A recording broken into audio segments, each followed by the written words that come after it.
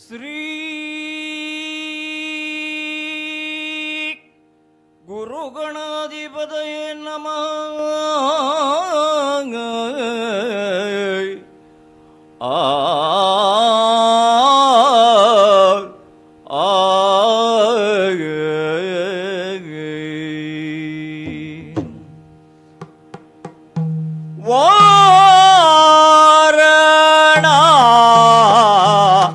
ವದನ ತ್ರೈಲೋಕ ಸುಮೋಹನ ವಾರಣ ವದನ ತ್ರೈಲೋಕ ಸುಮೋಹನ ವಾರಣ ವದನ ವರಣಾಸ್ಯ ವರದಾಯಕ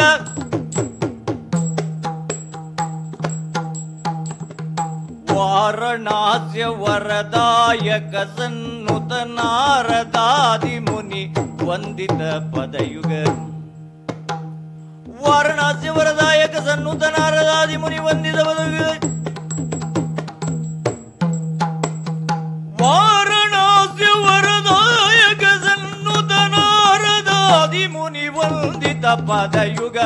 ವಾರಣ ವದನ ತ್ರೈಲೋಕ ಸುಮೋಹನ ವಾರಣ ವದನ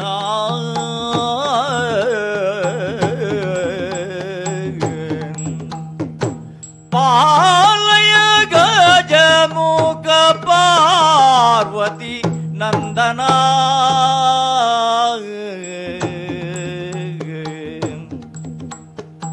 ಪಾಲಯ ಗಜಮುಖ ಪಾರ್ವತಿ ನಂದನ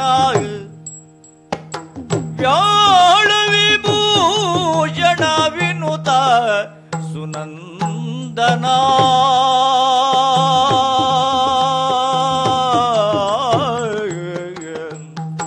ಜಾಲವ ಮಾಡದೆ ಪಾಲಿಸು ನಮ್ಮನು.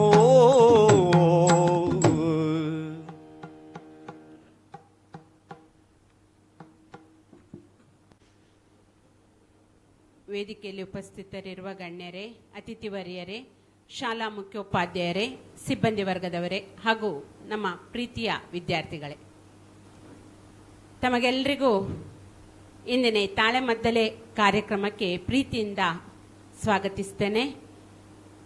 ಎಲ್ಲರಿಗೊಂದು ಪ್ರಶ್ನಾರ್ಥಕ್ಕೆ ಚಿಹ್ನೆ ಏನಾಗ್ತಾ ಇದೆ ಅಂತ. ಯಾಕಂತೇಳಿದರೆ ಇವತ್ತಿನ ಮಕ್ಕಳಿಗೆ ಮೊಬೈಲ್ ಮತ್ತು ದೂರದರ್ಶನ ಬೇಕು. ಯಾವುದಕ್ಕೆ ಅಂತೇಳಿದರೆ ಆಟ ಆಡಲಿಕ್ಕೆ ಮಾತ್ರ. ಇಂತಹ ಕಾರ್ಯಕ್ರಮಗಳನ್ನು ವೀಕ್ಷಣೆ ಮಾಡುವುದಿಲ್ಲ. ಅದಕ್ಕಾಗಿಯೇ ನಮ್ಮ ಸರ್ಕಾರ ಏನು ಮಾಡಿದೆ ಅಂತೇಳಿದರೆ ಪಾಠದಲ್ಲಿ ಇದನ್ನು ಅಳವಡಿಸಿ ಮಕ್ಕಳಿಗೆ ಪರಿಚಯ ಮಾಡುವಂಥ ಒಂದು ಕೆಲಸವನ್ನು ಮಾಡ್ತಾ ಇದೆ. ಒಂದು ಯಕ್ಷಗಾನದ ಪದ್ಯವನ್ನು ಇಲ್ಲಿಟ್ಟಿದ್ದಾರೆ. 9ನೇ ತರಗತಿಯ ಕನ್ನಡ ಪ್ರಥಮ ಭಾಷೆ ಪಠ್ಯಪುಸ್ತಕದಲ್ಲಿ ಚಕ್ರಗ್ರಹಣ ಅನ್ನುವಂಥ ಒಂದು ಪದ್ಯ ದೇವಿದಾಸ ಕವಿ ಬರೆದಿರುವಂಥದ್ದು. ನಾವು ಸ್ವಲ್ಪ ಚಿಂತನೆಯನ್ನು ಮಾಡಿ ಮುಖ್ಯೋಪಾಧ್ಯಾಯರ ಬಳಿ ಚರ್ಚಿಸಿದಾಗ ಇದು ಹೊಸ ಪದ್ಯ, ಪಾಠ ಮಾಡುವುದು ಸ್ವಲ್ಪ ಕಷ್ಟ ಆಗ್ಬೋದು, ತಾಳಮದ್ದಲೆ ಮಾಡಿದರೆ ಹೇಗೆ ಅಂತ ಅವ್ರು ತಕ್ಷಣ ಕಾರ್ಯಪ್ರವೃತ್ತರಾದರು. ಕಾರಣ ಅವರು ಒಬ್ಬ ತಾಳಮದ್ದಲೆ ಕಲಾವಿದ. ಹಾಗಾಗಿ ಸರಿ ಈ ದಿನ ಮಾಡುವ ಆ ಕಾರ್ಯಕ್ರಮವನ್ನು ಅಂತ ಹೇಳಿ ನಾವಿಲ್ಲಿ ಒಟ್ಟು ಸೇರಿದ್ದೇವೆ. ಆಗಮಿಸಿರುವಂತಹ ಎಲ್ಲರನ್ನೂ ಸ್ವಾಗತಿಸಿ ಪ್ರಸ್ತಾವನೆಯನ್ನ ಮಾಡಬೇಕಾಗಿ ಶಾಲಾ ಮುಖ್ಯೋಪಾಧ್ಯಾಯರಲ್ಲಿ ಕೇಳಿಕೊಳ್ಳುತ್ತೇನೆ. ಆಗಮಿಸಿದ ಎಲ್ಲ ಅಭ್ಯಾಗತರೇ ಹಾಗೂ ವಿದ್ಯಾರ್ಥಿಗಳೇ, ಸಹೋದ್ಯೋಗಿ ಮಿತ್ರರೇ, ನಮ್ಮ ಶಾಲೆಗಾಗುವಾಗ ಇವತ್ತಿನ ಕಾರ್ಯಕ್ರಮ ವಿನೂತನ ಮತ್ತು ವಿಶಿಷ್ಟವಾಗಿರ್ತಕ್ಕಂಥದ್ದು. ಈಗಾಗಲೇ ಹಿರಿಯ ಶಿಕ್ಷಕಿಯಾಗಿರ್ತಕ್ಕಂಥ ಶ್ರೀಮತಿ ಸುರೇಖಾ ಟೀಚರ್ ಹೇಳಿದಂತೆ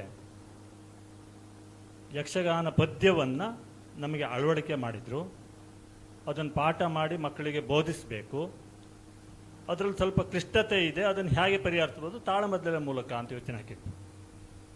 ನಮ್ಮ ಕಲೆಯ ಪ್ರಕಾರದಲ್ಲಿ ಈ ತಾಳಮದ್ದಲೆಯೂ ಒಂದು. ಯಕ್ಷಗಾನ ಇದೆ, ಕರಾವಳಿ ಗಂಡು ಕಲೆ. ಅದರಲ್ಲಿ ಮತ್ತೊಂದು ಕಲೆ ಈ ತಾಳಮದ್ದಲೆ ಹೇಳುವಂಥದ್ದು. ಮೊದಲಿನ ಕಾಲದಲ್ಲಿ ಮಳೆಗಾಲದ ಹೊತ್ತಿನಲ್ಲಿ ಮೇಳ ತಿರುಗಾಟ ಮಾಡದೇ ಇರುವಂಥ ಸಂದರ್ಭದಲ್ಲಿ ಈ ತಾಳಮದ್ದಳೆಗಳು ಆಗಾಗ ಅಲ್ಲಲ್ಲಿ ನಡೀತಾ ಇತ್ತು, ಪ್ರಚಾರವಾಗ್ತಾ ಇತ್ತು. ಇದೊಂದು ಆಶು ಸಂಭಾಷಣೆಯುಕ್ತವಾದಂತಹ ಕಲೆಯಾಗಿದೆ. ಇದನ್ನು ಪರಿಚಯಿಸೋದ್ರ ಮೂಲಕ ಮಕ್ಕಳಲ್ಲಿ ಇದೊಂದು ಅಭಿರುಚಿ ಮೂಡಿಸಬೇಕು ಅಂತ. ಸಾಲದ್ದಕ್ಕೆ ನಮ್ಮ ಉಡುಪಿ ತಾಲೂಕು, ಈಗ ಉಡುಪಿ ಜಿಲ್ಲೆ ಅಂತಲೇ ಹೇಳ್ಬೋದು, ಶಾಸಕರುಗಳ ಸಹಕಾರದಿಂದ ಯಕ್ಷ ಶಿಕ್ಷಣ ಟ್ರಸ್ಟ್ ಮೂಲಕವಾಗಿ ವಿದ್ಯಾರ್ಥಿಗಳಿಗೆ ಯಕ್ಷಗಾನ ಪ್ರಚಾರವನ್ನು ಮಾಡ್ತಾ ಇದ್ದೇವೆ. ಪ್ರತಿ ಶಾಲೆಯಲ್ಲಿಯೂ ಕೂಡ ಯಕ್ಷಗಾನ ಶಿಕ್ಷಣ ಟ್ರಸ್ಟ್ ವತಿಯಿಂದ ಯಕ್ಷಗಾನ ನಡೆಸ್ತಾ ಇದ್ದಾರೆ. ಅಲ್ಲಿ ಯಕ್ಷಗಾನದ ಅಭಿರುಚಿ ಇದೆ. ಅಲ್ಲೂ ಹೋದಾಗ ಯಕ್ಷಗಾನ ಕಲಿಸ್ಲಿಕ್ಕೆ ಬರ್ತಕ್ಕಂಥ ಗುರುಗಳಿಗೆ ಹೆಜ್ಜೆ ಗಿಜ್ಜೆ ಎಲ್ಲ ಸರಿ, ತೊಂದರೆ ಇಲ್ಲ. ಅವ್ರಿಗೆ ಸಂಭಾಷಣೆಗೆ ಆಗುವಾಗ ಸ್ವಲ್ಪ ಅವರು ಮಕ್ಕಳು ಸರಿಯಾಗಿ ಒದಗಿ ಬರುವುದಿಲ್ಲ, ಸರಿಯಾಗಿ ದಾಟಿ ಬರುವುದಿಲ್ಲ ಅಂತ ನಾನು ಅದನ್ನು ಸ್ವಲ್ಪ ಗಮನಿಸ್ತಾ ಇದ್ದೆ. ಅದಕ್ಕೂ ಒಂದು ಸದುಪಯೋಗ ಮಾಡಿಕೊಳ್ಳೋಣ, ಮಕ್ಕಳಿಗೆ ಮಾತನಾಡುವ ಕಲೆ ಹೇಗೆ ಎಂಬುದನ್ನು ತೋರಿಸ್ಕೊಡ್ಬೇಕು ಎಂಬ ಹಂಬಲದಿಂದಲೂ ಕೂಡ ಈ ಕಾರ್ಯಕ್ರಮವನ್ನು ಹಮ್ಮಿಕೊಂಡಿದ್ದು. ಇನ್ನೊಂದು ವಿಶೇಷ ಅಂತ ಹೇಳಿದರೆ, ಶಿಕ್ಷಣ ಇಲಾಖೆ ನಮಗೆ ಈ ವಾರದಲ್ಲಿ ಶಿಕ್ಷಣ ಸಪ್ತಾಹ ಅಂತ ಒಂದು ಕಾರ್ಯಕ್ರಮ ಕೊಟ್ಟಿತ್ತು. ಈ ವಾರ ಪೂರ್ತಿಯಲ್ಲಿ ಬೇರೆ ಬೇರೆ ಕಾರ್ಯಕ್ರಮವನ್ನು ಹಾಕಿಕೊಂಡ್ವಿ. ಅದರಲ್ಲಿ ಒಂದು ಸಾಂಸ್ಕೃತಿಕ ಕಾರ್ಯಕ್ರಮ ಕೊಡಬೇಕು ಅಂತಿತ್ತು. ನಾವು ಅದನ್ನೂ ಕೂಡ ಇದಕ್ಕೆ ಮರ್ಜಿ ಮಾಡಿಕೊಂಡ್ವಿ. ಸಾಂಸ್ಕೃತಿಕ ಕಾರ್ಯಕ್ರಮ, ಉತ್ಕೃಷ್ಟ ಮಟ್ಟದ ಸಾಂಸ್ಕೃತಿಕ ಕಾರ್ಯಕ್ರಮವೂ ಆಯಿತು, ತಾಳಮದ್ದಲೆ ಪ್ರಚಾರವೂ ಆಯಿತು, ತಾಳಮದ್ದಲೆ ಹೇಗಿರ್ತದೆ ನೋಡಿದಾಗೂ ಆಯಿತು. ಪಾಠವನ್ನು ಕೂಡ ಸುಲಲಿತವಾಗಿ ಅರ್ಥ ಮಾಡಿಕೊಳ್ಳುವುದು ಹೇಗೆ ಎಂಬ ಉದ್ದೇಶದಿಂದ ಈ ಕಾರ್ಯಕ್ರಮವನ್ನು ಹಮ್ಮಿಕೊಂಡಿದ್ದು. ಈ ಕಾರ್ಯಕ್ರಮ ಹೇಳುವಂಥದ್ದು ಒಬ್ಬ ವ್ಯಕ್ತಿಯಿಂದ ನಡೆಸುವಂಥದ್ದಲ್ಲ, ಸಾಮೂಹಿಕವಾಗಿ ಸಮಷ್ಟಿಯಿಂದ ಆಗಬೇಕಾದದ್ದು. ಹಾಗಾಗಿ ನಾನು ನಮ್ಮ ಶಾಲೆ ಯಕ್ಷಗಾನ ಗುರುಗಳಾದಂಥ ಬಿ ಕೇಶವರಾವ್ ಅವರಲ್ಲಿ ಇದರ ಬಗ್ಗೆ ಒಂದು ಸುತ್ತು ವಿಚಾರಿಸಿ, ನೀವು ನಿಮ್ಮ ಸಹಕಾರ ಬರಬೇಕು ಅಂತ ಹೇಳಿದೆ. ಶಾಲೆ ಮೇಲೆ ಅಭಿಮಾನ ಇದ್ದ ಅವರು ಈ ಕಾರ್ಯಕ್ರಮಕ್ಕೆ ಆಯಿತು ನಾನು ಬರ್ತೇನೆ, ನಾನಿದ್ದೇನೆ ನಿಮ್ಮ ಜೊತೆಗೆ ಅಂತ ಹೇಳಿದರು. ಅವರು ಈ ಕಾರ್ಯಕ್ರಮದಲ್ಲಿದ್ದು ಮದ್ದಲೆ ವಾದಕರಾಗಿದ್ದಾರೆ. ಜೊತೆಗೆ ಭಾಗವತರಾಗಿ ಯಾರನ್ನು ಕರೆಯುವುದು ಕೇಳಿ ಇಲ್ಲೇ ಹತ್ತಿರದವರು, ಮೂಡುಕುದುರಿನವರು, ಸದಾಶಿವರಾವ್ ಹೇಳುವಂಥವರು, ಬಹಳ ಸಂಪ್ರದಾಯಬದ್ಧವಾದಂಥ ಭಾಗವತಿಕೆಯನ್ನು ಮಾಡ್ತಾ ಇದ್ದವರು. ಈ ಹಿಂದೆ ನಮ್ಮ ಶಾಲೆಗೆ ಒಮ್ಮೆ ಅವರು ಬಂದಿದ್ದರು. ನಮ್ಮ ಇಲಾಖೆ ಯಾವುದೋ ಒಂದು ವಸ್ತುವನ್ನು ಇಟ್ಟುಕೊಂಡು ಯಕ್ಷಗಾನದ ಮೂಲಕವಾಗಿ ಜನಜಾಗೃತಿ ಮೂಡಿಸಲಿಕ್ಕೆ ಬಂದಾಗ ನಮ್ಮ ಶಾಲೆಯಲ್ಲಿ ಒಂದು ಕಾರ್ಯಕ್ರಮವನ್ನು ಅವರು 1.25 ಗಂಟೆ ಒಂದು ಯಕ್ಷಗಾನ ಪ್ರದರ್ಶನವನ್ನು ಮಾಡಿ ತೋರಿಸಿದ್ರು. ಹಾಗಾಗಿ ಅವರಿಗೆ ನಮ್ಮ ಶಾಲೆ ಪರಿಚಯವೂ ಇದೆ, ನನಗೆ ಅವರ ಒಡನಾಟವೂ ಇದೆ. ಹಾಗಾಗಿ ಅವರಲ್ಲಿ ಕೇಳಿಕೊಂಡು ಅವರು ಕೂಡ ಈ ತುಂಬುರದಿಂದ ಬರ್ತೇನೆ ಅಂಥೇಳಿ ಇಲ್ಲಿ ಆಗಮಿಸಿದ್ದಾರೆ. ಇನ್ನು ಇವತ್ತು ಇರ್ತಕ್ಕಂಥ ಈ ಭಾಗದಲ್ಲಿ 3 ಪಾತ್ರಗಳಿದೆ: ಅರ್ಜುನ, ಕೃಷ್ಣ, ಭೀಷ್ಮ. ಇದಕ್ಕೆ ಯಾರನ್ನ ಆಯ್ಕೆ ಮಾಡೋದು ಅಂತ 1-2 ದಿವಸ ಕೂತ್ಕೊಂಡು ನನ್ನಲ್ಲೇ ನಾನು ಆಲೋಚನೆ ಮಾಡ್ತಾ ಇದ್ದೆ. ತಾಳಮದ್ದಲೆ ಅರ್ಥಧಾರಿಗಳು ಇವತ್ತು ನಮ್ಮ ಈ ಅವಿಭಾಜಿತ ದಕ್ಷಿಣ ಕನ್ನಡದಲ್ಲಿ ಬೇಕಾದಷ್ಟು ಜನ ಸಿಗ್ತಾರೆ. ಆದರೆ ಅದರಲ್ಲಿ ಪಾಂಡಿತ್ಯ ಪ್ರದರ್ಶನವೂ ಜಾಸ್ತಿ ಇರ್ತದೆ, ವಿಷಯ ಜಾಸ್ತಿ ಬರ್ತದೆ. ಆದರೆ ಮಕ್ಕಳಿಗೆ ರೀಚ್ ಆಗ್ತದೋ ಇಲ್ವೋ ಎಂಬಂತಹ ಒಂದು ಆತಂಕ ನನ್ನಲ್ಲಿತ್ತು. ಹಾಗಾಗಿ ನಾನು ಆಯ್ಕೆ ಮಾಡಿದ್ದು ಮಕ್ಕಳ ಜೊತೆಗೆ ಸದಾ ಒಡನಾಡ್ತಕ್ಕಂಥ ವ್ಯಕ್ತಿಗಳಿದ್ರೆ ಒಳ್ಳೆಯದು ಎಂಬ ದೃಷ್ಟಿಯಲ್ಲಿ 2 ಜನ ವ್ಯಕ್ತಿಗಳನ್ನು ಆಯ್ಕೆ ಮಾಡಿದ್ದೇನೆ. ಒಬ್ಬರು ನಿರಂಜನ್ ಶರ್ಮಾ, ಬಾರ್ಕೂರಿನ ಪೋಸ್ಟ್ ಗ್ರೇಡ್ ಕಾಲೇಜಿನಲ್ಲಿ ಆಂಗ್ಲ ಭಾಷಾ ಉಪನ್ಯಾಸಕರಾಗಿದ್ದುಕೊಂಡು ಆಂಗ್ಲ ಭಾಷೆ ಬೋಧನೆ ಮಾಡುತ್ತಾ ಜೊತೆಯಲ್ಲಿ ಈ ತಾಳಮದ್ದಲೆ ಕ್ಷೇತ್ರದಲ್ಲಿಯೂ ಕೂಡ ಅವರು ತೊಡಗಿಸಿಕೊಂಡವರು. ಬಹುಶಃ ಅವ್ರ ಮನೆಯಲ್ಲಿದ್ದವರು ಎಲ್ಲರೂ ಕೂಡ ಯಕ್ಷಗಾನ ಕ್ಷೇತ್ರದಲ್ಲಿದ್ದವರು. ಅವರ ತಂದೆ ಯಕ್ಷಗಾನ ಕವಿಗಳು, ಅವರ ತಾಯಿ ಯಕ್ಷಗಾನ ತಾಳಮದ್ದಲೆ ಅರ್ಥಧಾರಿಗಳು, ಅವರ ತಮ್ಮ ಮದ್ದಲೆ ವಾದಕರು, ಇವರು ಯಕ್ಷಗಾನದ ಅರ್ಥಧಾರಿಗಳು. ಇಲ್ಲೇ ಬಾರ್ಕೂರಿನಲ್ಲಿ ಬ್ರಹ್ಮಾವರದಲ್ಲಿ ಅವ್ರ ಮನೆ ಇದೆ. ಅವ್ರ ಹತ್ರ ಕೇಳಿದೆ, ಬರ್ತೇನೆ ಅಂತ ಹೇಳಿದ್ರು. ಇನ್ನು ಮತ್ತೊಬ್ಬರು ಬೇಕಿತ್ತು. ಅದಕ್ಕೆ ನಾನು ಡಾಕ್ಟರ್ ಶಿವಕುಮಾರ್ ಅವರನ್ನು ಕೇಳಿದೆ. ಆಯಿತು ನಾನು ಬರ್ತೇನೆ ಅಂದರೆ ಅವರು ಕೂಡ ಪೂರ್ಣಪ್ರಜ್ಞಾ ಕಾಲೇಜಿನ ಕನ್ನಡ ಉಪನ್ಯಾಸಕರಾಗಿದ್ದವರು. ಅವರ ಬಗ್ಗೆ ಹೇಳಬೇಕು ಅಂತ ಹೇಳಿದರೆ, ಈ ಉಡುಪಿಯಲ್ಲಿಯೇ ವಿದ್ಯಾಭ್ಯಾಸ ಮಾಡಿದವರು, ಒಳಕಾಡು ಶಾಲೆಯಲ್ಲಿ ಹೋದವರು, ಯಕ್ಷ ಶಿಕ್ಷಣ ಟ್ರಸ್ಟಿನಲ್ಲಿ ಭಾಗವಹಿಸಿ ನಿಮ್ಮ ಹಾಗೆ ನಮ್ಮ ಮಕ್ಕಳು ಹೇಗೆ ಭಾಗವಹಿಸೋದೇ ಇದರಲ್ಲಿ ಯಕ್ಷ ಶಿಕ್ಷಣ ಟ್ರಸ್ಟಿನಲ್ಲೂ ಭಾಗವಹಿಸಿದವರು. ಅನಂತರ ಇದರಲ್ಲಿ ಆಳವಾಗಿ ಅಧ್ಯಯನ ಮಾಡಿದವರು. 3-4 ಪ್ರಸಂಗಗಳನ್ನು ಬರೆದಿದ್ದಾರೆ. ಅದರಲ್ಲಿ ಒಂದು ಪ್ರಸಂಗ ಬೆಂಗಳೂರಿನಲ್ಲಿ ನಡೆದಿರ್ತಕ್ಕಂಥ ಸ್ಪರ್ಧೆಯಲ್ಲಿ ಪ್ರಥಮ ಸ್ಥಾನ ಪಡೆದಿರ್ತಕ್ಕಂಥದ್ದು. ಜೊತೆಗೆ ಅವರು PhD ಮಾಡಿರ್ತಕ್ಕಂಥ ವಿಷಯವೂ ಕೂಡ ಯಕ್ಷಗಾನಕ್ಕೆ ಸಂಬಂಧಪಟ್ಟಿದ್ದೆ. ಹಂಪಿ ಕನ್ನಡ ವಿಶ್ವವಿದ್ಯಾಲಯದಲ್ಲಿ PhD ಪದವಿಯನ್ನು ಪಡೆದಿದ್ದಾರೆ ಅವರು. ಅವರನ್ನು ಕೇಳಿಕೊಂಡೆ. ಅವರು ಈವರೆಗೂ ಕೂಡ ಈಗ ಪದವಿ ಕಾಲೇಜುಗಳ ಪರೀಕ್ಷೆ ಮುಗಿದು ಮೌಲ್ಯಮಾಪನ ಕಾರ್ಯ ಮಂಗಳೂರಿನಲ್ಲಿ ನಡೀತಾ ಇದೆ. ಆ ಮೌಲ್ಯಮಾಪನ ಕಾರ್ಯದಲ್ಲಿ ತೊಡಗಿದ್ದವರು ಇವತ್ತು ನಮ್ಮ ಜೊತೆಗೆ ನಾನು ಹೇಳಿದ ಮೇಲೆ ಶಾಲೆ ಮೇಲೆ ಅಭಿಮಾನದಿಂದ, ಈ ಕಲೆಯ ಮೇಲೆ ಅಭಿಮಾನದಿಂದ ಮಾಡಿ ತೋರಿಸುವ, ಮಕ್ಕಳಿಗೆ ಅರ್ಥ ಮಾಡಿಸುವ ಎಂಬ ದೃಷ್ಟಿಯಲ್ಲಿ ನಮ್ಮ ಮಾತಿಗೆ ಓಕೊಟ್ಟು ಇಬ್ಬರು ಬಂದಿದ್ದಾರೆ. ಹಾಗೆ ಆಗಮಿಸಿದ ಇವರನ್ನೆಲ್ಲರನ್ನೂ ಕೂಡ ನಮ್ಮ ಸಂಸ್ಥೆಯ ಪರವಾಗಿ, ವಿದ್ಯಾರ್ಥಿಗಳ ಪರವಾಗಿ, ಎಲ್ಲರ ಪರವಾಗಿ ತುಂಬು ಹೃದಯದ ಸ್ವಾಗತವನ್ನು ಬಯಸ್ತಾ ಇದ್ದೇನೆ.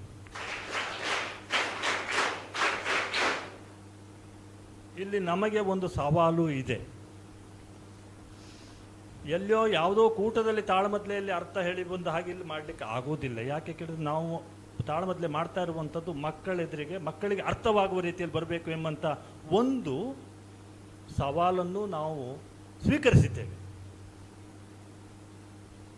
ಆ ಎಲ್ಲವನ್ನು ಇಟ್ಟುಕೊಂಡು ಇವತ್ತಿನ ಸಾಮಾನ್ಯ ನಮ್ಮ ಲೆಕ್ಕದಲ್ಲಿ 1.5 ಗಂಟೆಯ ಈ ಪ್ರದರ್ಶನವನ್ನು ತಮ್ಮ ಮುಂದೆ ಪ್ರಸ್ತುತಪಡಿಸ್ತಾ ಇದ್ದೇವೆ. ಆಗಮಿಸಿದ ಅವರೆಲ್ಲರಿಗೂ ಕೂಡ ಸ್ವಾಗತವನ್ನು ಬಯಸಿ, ಈ ಕಾರ್ಯಕ್ರಮದಲ್ಲಿ ಉಪಸ್ಥಿತರಿರುವಂಥ ಸಹೋದ್ಯೋಗಿ ಮಿತ್ರರಿಗೂ ಎಲ್ಲ ವಿದ್ಯಾರ್ಥಿ ವೃಂದಕ್ಕೂ ಕೂಡ ಸ್ವಾಗತವನ್ನು ಬಯಸಿ ನನ್ನ ಮಾತನ್ನು ಮುಗಿಸ್ತೇನೆ. ಕೂಡ ಶಾಲು ಹೊದಿಸಿ ಸನ್ಮಾನಿಸಬೇಕಾಗಿ ಶಾಲಾ ಮುಖ್ಯೋಪಾಧ್ಯಾಯರಲ್ಲಿ ವಿನಂತಿಸಿಕೊಳ್ಳುತ್ತೇನೆ. ಪ್ರೀತಿಪೂರ್ವಕವಾಗಿ ತಾವು ಸ್ವೀಕರಿಸಬೇಕು ಅಂತೇಳಿ ತಮ್ಮಲ್ಲಿ ಕೋರಿಕೆ ಸರ್.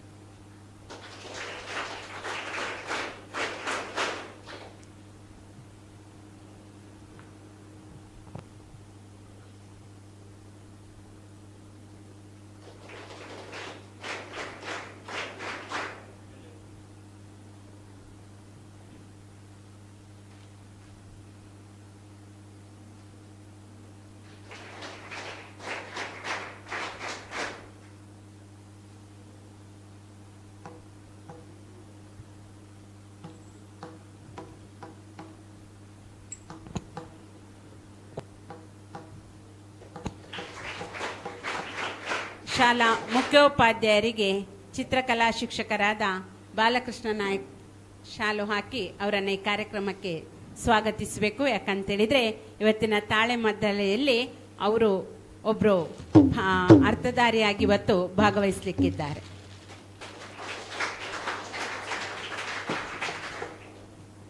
ಪ್ರೀತಿಯ ವಿದ್ಯಾರ್ಥಿಗಳೇ, ಎಲ್ಲೋ ಇರುವಂತ ಸಿನಿಮಾ ನಟ ನಟಿಯರು ನಮಗೆ ರೋಲ್ ಮಾಡೆಲ್ ಅಲ್ಲ. ನಮ್ಮ ಶಿಕ್ಷಕ ವರ್ಗ, ನಮ್ಮಲ್ಲಿಗೆ ಬಂದ ಅತಿಥಿ ವರ್ಯರೇ ನಮ್ಮ ಮಕ್ಕಳಿಗೆ ನಾನಿವರ ಹಾಗೆ ಆಗಬೇಕು ಅಂತೇಳಿ.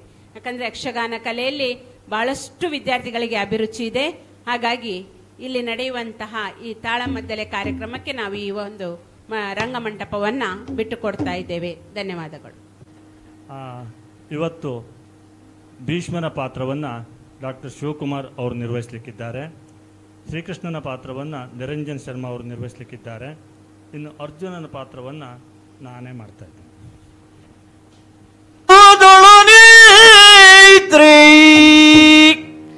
ಶ್ರೀ ದುರ್ಗಾಂಬಿಕೆಯ ಬಲಗೊಂಡು ಭಕ್ತಿಯುಳು ಅಂಬಿಕಾ ಸುತ ವಿಘ್ನ ರಾಜನ ಪಿರಿದು ಸಂಸ್ತುತಿಸಿ ಅಂಬು ನಿಧಿಯಾತ್ಮಜಗೆ ಕೈ ಮುಗಿದು ಅಂಬುಜಾಸನ ವಾಣಿಯರ ಪಾದಾಂಬುಜಗೆ ಬಡಮಡುತ್ತೈ ವರ್ಣಿಪೆನು ಚಕ್ರಗ್ರಹಣ ಎಂಬಿ ಕಥಾಮೃತವಾ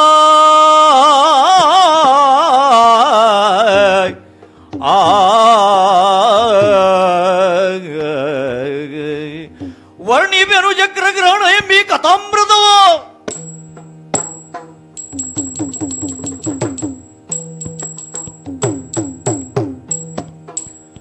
ಅರಸ ಕೇಳಿ ತೇರದೋಳಿ ರೇ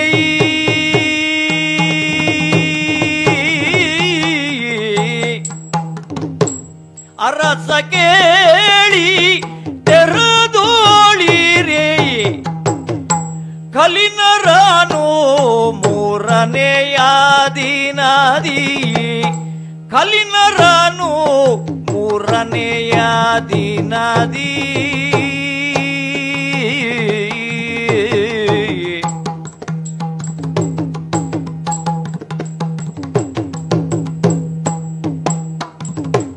ಗಂಗಾಧರಾಳಾಗಿದಿರಾಗುತ್ತ ಜರಾಯುಗ ಧರಿಸುತ್ತೆಂದ ಗಂಗಾಧರಾಳಾಗಿದಿರಾಗುತ್ತ ಶರಯುಗ ಧರಿಸುತ್ತೆಂದ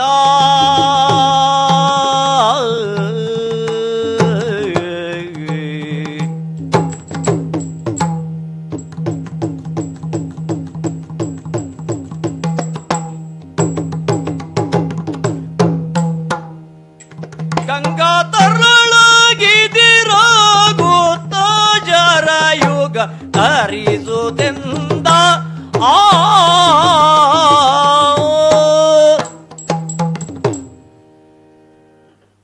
ತಾನೊಂದು ಬಗೆದರೆ ದೈವ ಇನ್ನೊಂದು ಬಗೆದೀತು ಎಂಬಂತಹ ಮಾತಿದೆ.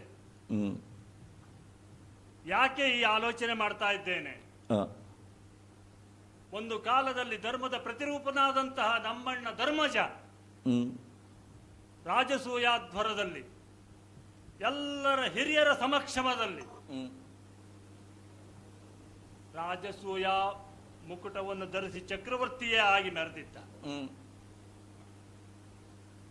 ಆದರೆ ಆ ಮರುದಿನವೇ ನಡೆದಿರ್ತಕ್ಕಂತಹ ದ್ಯೂತ ಪ್ರಸಂಗ ಎಂಬುದು ಏನೆಲ್ಲ ಅನಾಹುತ ಮಾಡಿ ಹೋಯಿತು. ಒಂದು ಯಾಗವೋ ಅಥವಾ ಸತ್ಕಾರ್ಯವೋ ನಡೆದಾಗ ರಾಜನಾದವನು ದ್ಯೂತ ಇತ್ಯಾದಿಗಳ ಆಡುವುದು ಸರ್ವೇ ಸಾಮಾನ್ಯ. ಆ ದ್ಯೂತವು ಹಾಗೆ ನಡೆದಿತ್ತು. ಅಲ್ಲಿ ಬಂದಿರತಕ್ಕಂಥ ವೈಷಮ್ಯವನ್ನು ಅಲ್ಲಿರ್ತಕ್ಕಂಥ ಹಿರಿಯರೆಲ್ಲ ಬಗೆಹರಿಸಿ ಮತ್ತೆ ತನ್ನ ಅರಮನೆಯನ್ನು ಸೇರುವ ಹೊತ್ತಿನಲ್ಲಿ ಮತ್ತೊಮ್ಮೆ ಕರೆದನಲ್ಲ ಆ ಸುಯೋಧನ. ಆಗ ನಡೆದಿರ್ತಕ್ಕಂತಹ ದ್ಯೂತದ ಪರಿಣಾಮ ಏನಾಯ್ತು?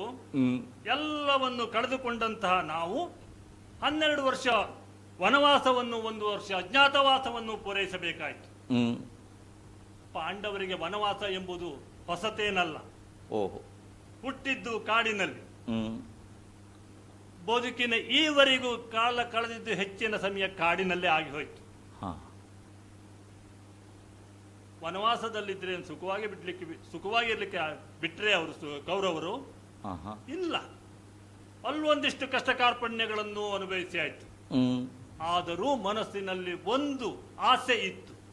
12 ವರ್ಷ ವನವಾಸ ಹಾಗೂ 1 ವರ್ಷ ಅಜ್ಞಾತ ಮುಗಿಸಿದ ಬಳಿಕ ನಮಗೆ ಬೇಕಾಗಿರ್ತಕ್ಕಂಥ ರಾಜ್ಯ ನಮ್ಮ ಪಾಲಿಗೆ ಒದಗಿ ಬರ್ತದೆ ಎಂಬುದಾಗಿ ಆಲೋಚಿಸಿ ಆ ಮಾತನ್ನು ಪೂರೈಸಿದ್ದಾಯಿತು. ಅಜ್ಞಾತವಾಸ ಮುಗಿಯೋ ಹೊತ್ತಿನಲ್ಲಿ ಮತ್ತೆ ಒಂದು ರೀತಿಯಾದಂತಹ ಆತಂಕವನ್ನೇ ಒಡ್ಡಿದರು ಈ ಸುಯೋಧನಾದಿಗಳು. ಯಾಕೆ? ಒಂದೊಮ್ಮೆ ಅಜ್ಞಾತವಾಸದಲ್ಲಿರುವಂತಹ ಸಂದರ್ಭದಲ್ಲಿ ಪಾಂಡವರ ಗುರುತು ಸಿಕ್ಕಿತು ಅಂತಾದ್ರೆ ಮತ್ತೆ 12 ವರ್ಷ ವನವಾಸ ಮತ್ತೆ ಅಜ್ಞಾತವಾಸ ಮಾಡಬೇಕು ಎಂಬಂತಹ ನಿಬಂಧನೆಗೆ ಒಳಪಟ್ಟಿದ್ದೆವು. ಉತ್ತರ ಗೋಗ್ರಹಣ ಎಂಬಂತಹ ನೆಪವೊಂದೊಡ್ಡಿಕೊಂಡು ವಿರಾಟ ನಗರಿಯಲ್ಲಿ ನಾವಿರುವಂತಹ ಸಂದರ್ಭದಲ್ಲಿ ಬಂದು ಆಕ್ರಮಣ ಮಾಡಿದರು. ಆದರೆ ಆ ಕೊನೆಯ ಸಂದರ್ಭದಲ್ಲಿ ಅವರನ್ನು ಹಿಮ್ಮೆಟ್ಟಿಸುವ ಸಂದರ್ಭದಲ್ಲಿ ಬಂದಿರತಕ್ಕಂತಹ ಭೀಷ್ಮಾಚಾರ್ಯರು ನನ್ನ ಬಾಣದ ಓಗವನ್ನು ಗುರುತಿಸಿ ಇವರು ಅವರೇ ಎಂಬುದಾಗಿ ಹಿಂದಿರುಗಿದರು. ಮಾತ್ರವಲ್ಲ, ಒಂದು ಉದ್ಘೋಷಣೆಯನ್ನು ಮಾಡಿದರು. ಪಾಂಡವರ ಅಜ್ಞಾತವಾಸ ನಿನ್ನೆಯೇ ಮುಗಿದು ಹೋಗಿದೆ ಎಂಬುದಾಗಿ. ಹಿರಿಯರ ಆಡದ ಮಾತಿನಂತ ಪ್ರಕಾರ ಅಜ್ಞಾತವಾಸ ಮುಗಿದು ಹೋಗಿತ್ತು. ಕೌರವರಿಗೆ ಏನೂ ಮಾಡ್ಲಿಕ್ಕೆ ಆಗ್ಲಿಲ್ಲ.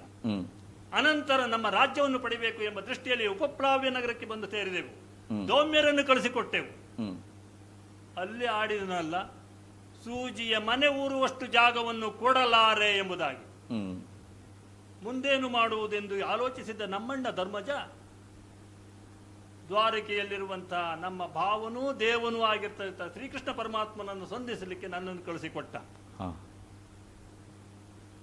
ನಾನು ಹೋಗುವಾಗ ಮಲಗಿದ್ದ ಶ್ರೀಹರಿಯ ಕಾಲು ಬುಡದಲ್ಲಿ ನಾನು ಕುಳಿತಿದ್ದರೆ ಅದೇ ಸಮಯಕ್ಕೆ ಬಂದಿರತಕ್ಕಂಥ ಕೌರವೇಶ್ವರ ಇಬ್ಬರೂ ಒಂದೇ ಕಡೆ ಸೇರಿದೆವು. ಬಂದ ಕಾರಣವನ್ನು ಕೇಳಿದಾಗ ಸಹಾಯವನ್ನು ಅಪೇಕ್ಷೆ ಬಂದಿದ್ದು ಎಂಬುದು ಗೊತ್ತಾಯಿತು. ಮೊದಲು ಬಂದಂತಹ ನನಗೆ ಅವಕಾಶ ಕೊಟ್ಟ. ಏನು ಬೇಕು, ಏನು ಸಹಾಯ ಬೇಕು ಕೇಳುತ್ತೇವೆ. ನಾನು ಕೇಳಿದ್ದಿಷ್ಟೇ, ಭಗವಂತ ನೀನು ನಮಗೆ ಸಾರಥಿಯಾಗಿ ಬರಬೇಕು, ಕೇವಲ ನನ್ನ ರಥದ ಸಾರಥಿಯಾಗಿ ಬರಬೇಕು ಎಂಬುದಾಗಿ ಹಂಬಲಿಸಿದವರು ನಾವು ಪಾಂಡವರಲ್ಲ. ನಮ್ಮ ಬದುಕಿನುದ್ದಕ್ಕೂ ಶ್ರೀಕೃಷ್ಣನೇ ನಮಗೆ ಸಾರಥಿಯಾಗಿರಬೇಕು ಎಂಬ ದೃಷ್ಟಿಯಲ್ಲಿಯೇ ಅವನನ್ನು ಕೇಳಿಕೊಂಡಿತ್ತು. ಒಪ್ಪಿದ. ಕೌರವನಿಗೆ ಸೇನೆಯನ್ನು ಕೊಟ್ಟ. ಅದಾದ ಬಳಿಕವೂ ಕೂಡ ಸಂಜಯನ ರಾಯಭಾರವೂ ಆಯಿತು. ಆದರೂ ಕೂಡ ನಮ್ಮಣ್ಣ ಯಾಕೋ ಯುದ್ಧಕ್ಕೆ ಮನಸ್ಸು ಒಪ್ಪದೆ ಸಂಧಾನಕ್ಕಾಗಿ ಭಗವಂತನಾದ ಶ್ರೀಕೃಷ್ಣನನ್ನೇ ಕಳಿಸಿಕೊಟ್ಟ. ಶ್ರೀಕೃಷ್ಣನ ಮಾತಿಗೂ ಒಗ್ಗದ ಕೌರವೇಶ್ವರ ರಣವೀಳ್ಯವನ್ನೇ ಕಳಿಸಿಕೊಟ್ಟ. ಸಂಗ್ರಾಮವೇ ಆಗಬೇಕೆಂಬುದಾಗಿ ನಿರ್ಣಯಿಸಿದ ಮೇಲೆ ನಮ್ಮಲ್ಲಿರುವಂಥದ್ದು 7 ಅಕ್ಷೋಹಿಣಿ ಸೇನೆ, ಕುರುಸೇನೆಯಲ್ಲಿರುವಂಥದ್ದು 11 ಅಕ್ಷೋಹಿಣಿ ಸೇನೆ ಈ ಕುರುಕ್ಷೇತ್ರಕ್ಕೆ ಧಾವಿಸಿ ಬಂದಾಯಿತು.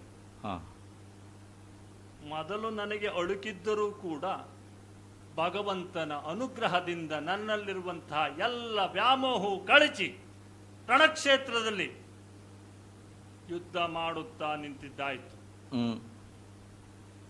ಯುದ್ಧ ಪ್ರಾರಂಭವಾಗಿ 2 ದಿನ ಕಳೆದು ಹೋಯಿತು. ಪರಿಣಾಮ ಏನು?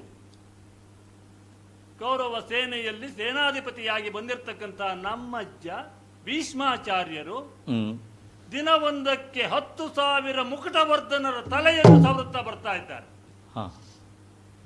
ಹೀಗೆ ಮುಂದೆ ಬಿಟ್ಟೆವು ಅಂತಾದರೆ ನಮಗೆ ಗೆಲುವುಂಟಾ? ಈ 33ನೇ ದಿನ ಇವತ್ತು ರಣಕ್ಷೇತ್ರಕ್ಕೆ ಬಂದಂತ ಈ ಸಂದರ್ಭದಲ್ಲಿ ನಾವು ನೇರವಾಗಿ ಭೀಷ್ಮಾಚಾರ್ಯರ ಸಮ್ಮುಖದಲ್ಲೇ ಹೋಗಬೇಕೆಂಬಂತ ಹಂಬಲಿಸಿದವ ನಾನು. ಹಾಗಾಗಿ ದೇವನು ನಮಗೆ ಭಾವನು ಸಾರಥಿಯಾಗಿರ್ತಕ್ಕಂಥ ಶ್ರೀಕೃಷ್ಣ ಪರಮಾತ್ಮ ನಮ್ಮಲ್ಲಿಯೇ ಇರುವಾಗ ಅವನಲ್ಲಿ ಒಂದು ಮಾತು ಹೇಳಿ ಮುಂದೆ ಹೋಗ್ಬೇಕಲ್ವಾ? ಹರಿಯೇ ಪಾರ್ಥ, ಹರಿಗೆ ಹೇಳಿ ದೀನಾದಿ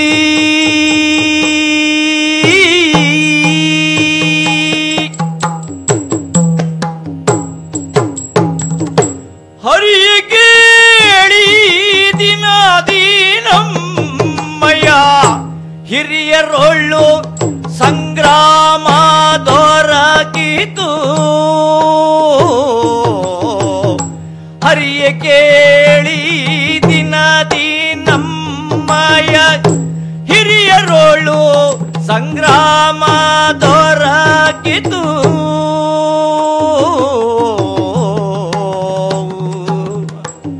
ಸರಳಿ ನಿಲ್ ವಂದಿಸುವೆ ಸರಳಿ ನೀವು ವಂದಿಸುವೆ ವೀರ್ಯವ ಪರಿಕಿಸೇನು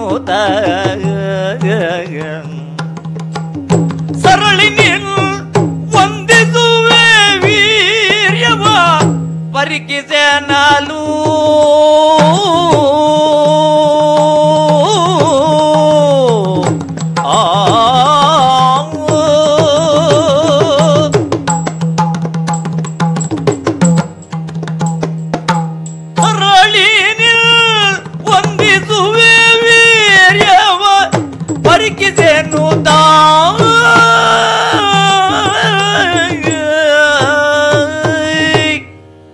ಶ್ರೀಹರಿ ಪಾರ್ಥ, ಈ ರಣಧಾರುಣಿಗೆ ಆಗಮಿಸಿ ಈಗಾಗಲೇ 2 ದಿನವನ್ನು ಕಳೆದಿದ್ದು ಆಯಿತು. ನಮ್ಮಷ್ಟಕ್ಕೆ ನಾವು ಒಂದು ಕಡೆಯಿಂದ ಈ ರಣಕ್ಷೇತ್ರದಲ್ಲಿ ಯುದ್ಧ ಮಾಡುತ್ತಾ ಅದೆಷ್ಟೋ ವೀರರನ್ನು ಹಿಮ್ಮೆಟ್ಟಿಸುತ್ತಾ ಇದ್ದೇವೆ ನಾವು. ಹೀಗಿದ್ದರೂ ಕೂಡ ಕೌರವ ಸೇನೆಯ ಸೇನಾಧಿಪತಿಯಾಗಿ ಬಂದಿರತಕ್ಕಂಥ ಭೀಷ್ಮಾಚಾರ್ಯ ನಮ್ಮಜ್ಜ ಹೌದು, ಇಲ್ಲಿವರೆಗೆ ಎದುರಾಗಿರಲಿಲ್ಲ. ಬಿಡೋಣವೇ, ನಮ್ಮ ಪಾಳ್ಯಕ್ಕೆ ನಷ್ಟವನ್ನೇ ಕೊಡ್ತಾ ಇದ್ದೇನೆ. ದಿನವೊಂದಕ್ಕೆ 10,000 ಮುಕುಟವರ್ಧನ ತಲೆಯನ್ನು ತೆರೆದು ಹೀಗೆ ಆದರೆ ನಮ್ಮ ಸೇನೆಯೂ ಕೂಡ ಕುಂಠಿತವಾಗುತ್ತದೆ. ಪಾಂಡವ ಸೇನೆಯಲ್ಲಿ ಬಹುತೇಕರ ವಧೆಯಾಗಿ ಹೋಗುತ್ತದೆ. ನಮಗೆ ಜಯಲಲನೆಯ ಕನಸು ಕನಸಾಗಿ ಹೋದಿತ್ತು, ನನಸಾಗಲಿಕ್ಕೆ ಸಾಧ್ಯತೆ ಇಲ್ಲ. ಅದಕ್ಕೆ ಏನು ಮಾಡಬೇಕೀಗ? ಈ ದಿನ ನಾನು ನಮ್ಮ ಹಿರಿಯರಾಗಿರ್ತಕ್ಕಂಥ ಭೀಷ್ಮಾಚಾರ್ಯರನ್ನೇ ಎದುರಿಸಬೇಕೆಂಬೆಂದು ಹಂಬಲಿಸಿ, ಈ ಹಂಬಲ ಮೂಡಿತು ನಿನಗೆ. ನಮ್ಮ ರಥ ಭೀಷ್ಮಾಚಾರ್ಯರ ಎದುರುಗಡೆ ಹೋಗುವುದಾದ್ರೆ ಅದಕ್ಕೆ ಅನುವು ಮಾಡಿ ಕೊಡ್ತಿಂತಾದ್ರೆ ಈ ಪಾರ್ಥನ ಪರಾಕ್ರಮ ಏನು ಎಂಬುದನ್ನ ನಮ್ಮ ಅಜ್ಜಯ್ಯನಿಗೂ ತೋರಿಸ್ಬೇಕಲ್ವಾ? ಪಾರ್ಥ, ದೇವಾನ್, ಮೆಚ್ಚುಗೆ ಆಯಿತು ನಿನ್ನ ಮಾತು ನನಗೆ. ಅಂದು ದ್ವಾರಕೆಗೆ ಬಂದಾಗ ನೀನು ಕೇಳಿಕೊಂಡದ್ದು ಇದೆ. 2 ಆಯ್ಕೆಗಳು ನಿನಗಿತ್ತು. ಹೌದು. ಯಾದವ ಸೇನೆ ಒಂದೆಡೆ, ಹೋರಾಡಲಾರದ ಬಂಡಾರಿಸಿತು ಸುದರ್ಶನ ಎಂದು ಸುದರ್ಶನವನ್ನೇ ತ್ಯಜಿಸುವ ಮನ ಮಾಡಿದ ನಾನೊಂದೆಡೆ. 2 ಆಯ್ಕೆಗಳಲ್ಲಿ ನೀನು ನನ್ನನ್ನೇ ಆಯ್ಕೆ ಮಾಡಿಕೊಂಡು ನನ್ನ ಬಂಡಿಗೆ ಬೋವನಾಗಿ ಬರಬೇಕು ಅಂತ ನೀನು ಯಾಚಿಸಿದೆ. ಹೌದು. ಅದರನ್ವಯ ನಾನು ಈ ಕ್ಷೇತ್ರದಲ್ಲಿ ಈ ಹೊತ್ತು ಇದ್ದೇನೆ. ಚಕ್ರಗ್ರಹಣವನ್ನು ಮಾಡದೆ ಕೇವಲ ಪಾರ್ಥನಿಗೆ ಸಾರಥಿಯಾಗಿ ಕರ್ತವ್ಯವನ್ನು ನಿಭಾಯಿಸುತ್ತೇನೆ ಎಂಬ ನಿಬಂಧನೆಗೆ ಒಳಪಟ್ಟು ಇಲ್ಲಿ ನಾನು ಕಾರ್ಯೋನ್ಮುಖನಾಗಿ ಇದ್ದೇನೆ. ಯುದ್ಧದ ಮೊದಲನೆಯ ದಿನ ನಿನಗೆ ನೆನಪಿರಬಹುದು, ಸಮಸ್ತ ಕುರುಸೇನೆಯನ್ನು ನಿನಗೆ ಪರಿಚಯಿಸುತ್ತಾ ನಾನು ಆಡಿದ ಮಾತೇನು? ನರನೆ ನೋಡರಿಗಳನ್ನು, ನಿನ್ನ ಅರಿಗಳನ್ನು, ನಿನ್ನ ಶತ್ರುಗಳನ್ನು ನಿನಗೆ ಪರಿಚಯಿಸಿ ಕೊಟ್ಟದ್ದು ನಾನು. ಈ ದಿನ ನೀನು ಅಜ್ಜಯ್ಯನಾದಂತಹ ಸೇನಾ ನೇತೃತ್ವವನ್ನು ವಹಿಸಿದಂತಹ ಆಚಾರ್ಯ ಭೀಷ್ಮರನ್ನು ತುಡುಕುತ್ತೇನೆ, ರಥವನ್ನು ಹಾರಿಸು, ಈ ಮಾತನ್ನು ಹೇಳಿದೆಯಲ್ಲ, ಬಹಳ ಮೆಚ್ಚುಗೆ ಆಯಿತು. ಯಾಕೆ ಅಂತಂದ್ರೆ ಮೊದಲನೇ ದಿನ ನೀನು ವ್ಯಾಮೋಹಕ್ಕೆ ಒಳಗಾಗಿ ಗಾಂಧೀವವನ್ನೇ ಕೆಳಗೆ ಬಿಸುಡಿ ಯುದ್ಧ ಮಾಡಲಾರೆ ಅಂತ ನೀನು ಕ್ಲೈಬ್ಯಕ್ಕೆ ವಶನಾಗಿದ್ದೆ. ಅಂತಹ ಪಾರ್ಥ ಈ ದಿನ, 3ನೆಯ ದಿನ, ಕೇವಲ 3 ದಿನದ ಅಂತರ, ಎಲ್ಲಿ ನಮ್ಮ ಅಜ್ಜಯ್ಯ ಅವರ ಮುಂಗಡೆ ನನ್ನ ರಥವನ್ನು ಹಾರಿಸು ಅನ್ನುವ ಕೆಚ್ಚಿನ ಮಾತನ್ನು ಆಡುತ್ತೀಯಂತಾದರೆ ಇದು ವೀರೋಚಿತವಾದ ನುಡಿ. ನಿನ್ನನ್ನು ನರ ಅಂತ ಹೇಳಿದ್ದೇನೆ, ಹಾಗಾಗಿ ನರೋಚಿತವಾದ ನುಡಿ. ಹಾಗಾಗಿ 3ನೇ ದಿನಕ್ಕಾಗುವಾಗ ನೀನು ಕಲಿ ನರನಾಗಿದ್ದೀಯ. ನಿನ್ನ ಮಾತಿಗೆ ಅನುಗುಣವಾಗಿ ಈ ಕ್ಷಣವೇ ಗಂಗಾತನಯನ ರಥದ ಮುಂಭಾಗ ನಮ್ಮ ರಥ ಹಾರಿ ಹೋಗಿ ನಿಲ್ಲುವಂತೆ ನಾನು ಮಾಡ್ತೇನೆ.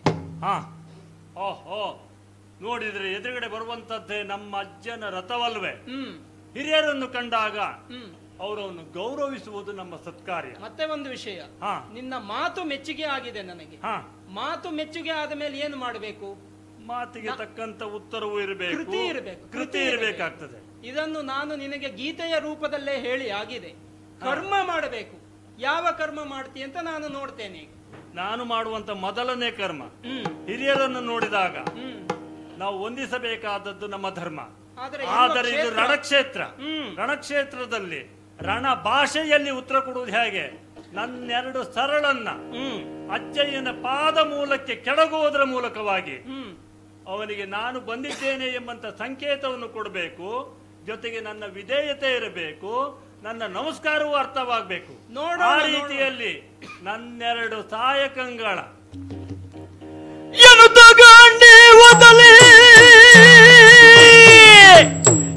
ಗಾಂಡಿ ಒದಲಿ ಪಾರ್ಥನು ಶರವ ಸಂಧಾನಿಸುದ ಹಿರಿಯರು, ಶರವ ಸಂಧಾನಿಸುದ ಹಿರಿಯರು, ಶರಣ ವಂದನೆಗೈಯು ಬಿಡಲ ಶರಗಳೆರಡು. ಕೈಯಲ್ಲಿ ಹಿಡಿದಿರುವಂತಹ ಗಾಂಡೀವವನ್ನು ಧರಿಸಿದ್ದ ಕಾರಣದಿಂದಲೇ ಗಾಂಡೀವಿ ಎಂಬಂತಹ ಬಿರುದಾಂಕಿತನಾಗಿರ್ತಕ್ಕಂಥ ನಾನು ಇದರ ಸಿಂಜಿನಿಗೆ 2 ಸರಳನ್ನು ಹೂಡಿದ್ದೇನೆ. ನೇರವಾಗಿ ನಮ್ಮ ಅಜ್ಜನಾಗಿರ್ತಕ್ಕಂತಹ ಭೀಷ್ಮಾಚಾರ್ಯರ ಪದಮೂಲಕ್ಕೆ ಕೆಡಗಿದ್ದೇನೆ. ನಾನು ಬಂದು ಭೀಷ್ಮನ ಚರಣದೆಡೆಯಲ್ಲಿ ವಂದನೆಯ ಗೈಯುತ್ತ ಬೀಳವ ಶರವ.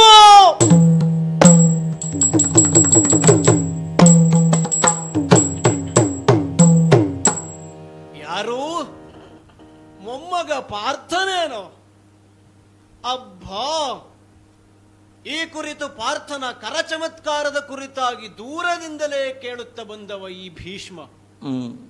ಒಮ್ಮೆ ಮೊಮ್ಮಗನ ಪರಾಕ್ರಮವನ್ನು ಕಣ್ಣಾರೆ ಕಾಣಬೇಕೆನ್ನುವಂತಹ ಹಂಬಲ ಇದ್ದದ್ದೇನು ಸರಿ, ವೇದಿಕೆ ಈಗ ಕೂಡಿ ಬಂತಲ್ಲ. ಪ್ರತಿಪಕ್ಷದಲ್ಲಿರುವಂತಹ ಪಾರ್ಥ ತನ್ನ ಸ್ವಸ್ವಭಾವವನ್ನು ಸ್ವಧರ್ಮವನ್ನು ಮರೆತಿಲ್ಲ ಎನ್ನುವುದಕ್ಕೆ ಬೇಕಾಗಿ ನನ್ನ ಪದಮೂಲಕ್ಕೆ ನಮಸ್ಕರಿಸುವ ರೀತಿಯಲ್ಲಿ ಶರದ್ವಯಗಳನ್ನು ಕಳುಹಿಸಿಕೊಟ್ಟನಲ್ಲ. ಪುತ್ರ ವಾತ್ಸಲ್ಯದಿಂದ ತುಂಬಿದಂತಹ ಈ ಭೀಷ್ಮನ ಮನಸ್ಸು ಹರ್ಷಚಿತ್ತವಾಗಿದೆ ಎನ್ನುವುದನ್ನು ತೋರಿಸುವುದಕ್ಕೆ ನಾನೂ ಇಂತಹ ಚಮತ್ಕಾರವನ್ನು ಮಾಡಬೇಕಾಗಿದೆ. ನನಗಿಂತ ಕಿರಿಯವನಾದಂತಹ ಮೊಮ್ಮಗ ಪಾದಕ್ಕೆ ನಮಸ್ಕರಿಸಿದಾಗ ಮಾಡಬೇಕಾದ ಕೃತಿ ಏನು ಅಂತ ಕೇಳಿದ್ರಿ, ಬತ್ತಳಿಕೆಯಲ್ಲಿರುವಂತಹ ಶರಗಳನ್ನು ತೆರೆದು ಪಾರ್ಥನ ಶಿರದ ಮೇಲೆ ಆಶೀರ್ವಾದ ಮಂತ್ರಾಕ್ಷತೆಯ ರೀತಿಯಲ್ಲಿ ಪ್ರಯೋಗಿಸಬೇಕು. ಹಾಗಾಗಿ ಪ್ರಯೋಗಿಸ್ತೇನೆ.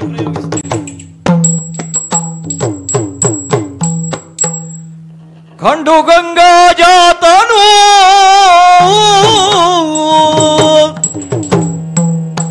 ಕಂಡು ಗಂಗಾ ಜಾತನು ಹರುಷವನ್ನು ಗೊಂಡು ಶರವೆಸೆಯ ನರನು ಹರುಷವನ್ನು ಗೊಂಡು ಶರವೆಸೆಯ ನರನು ತಂಡ ತಂಡದ ಶರದಲ್ಲಿ ಖಂಡಿಸುತ್ತಲಂದು ಸಿರ್ತನು ನಗುತ್ತಲಿ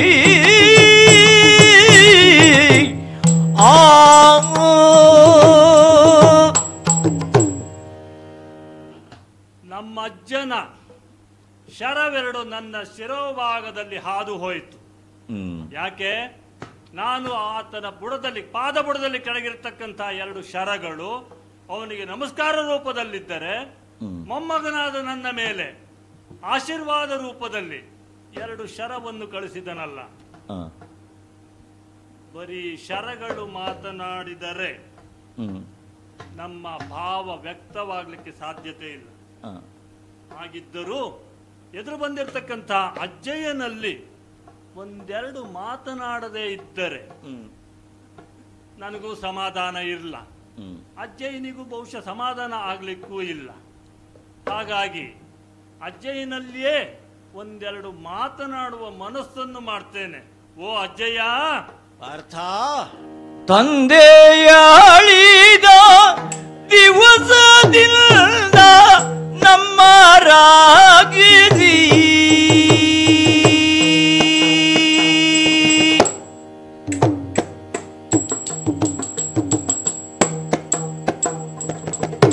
ತಂದೆಯಾಳಿದ ದಿವಸದಿಂದ ನಮ್ಮ ರಾಕ್ಷಸಿ ತಂದೆಯಾಳಿದ ದಿವಸದಿಂದ ನಮ್ಮ ರಾಕ್ಷಸಿ ಇಂದು ಕುರುನ್ರ ಬಗೆ ಸಹಾಯದಿಂದ ಗಾರ್ಜಿಸಿ ಇಂದು ಕುರುನ್ರ ಬಗೆ ಸಹಾಯದಿಂದ ಗಾರ್ಜಿಸಿ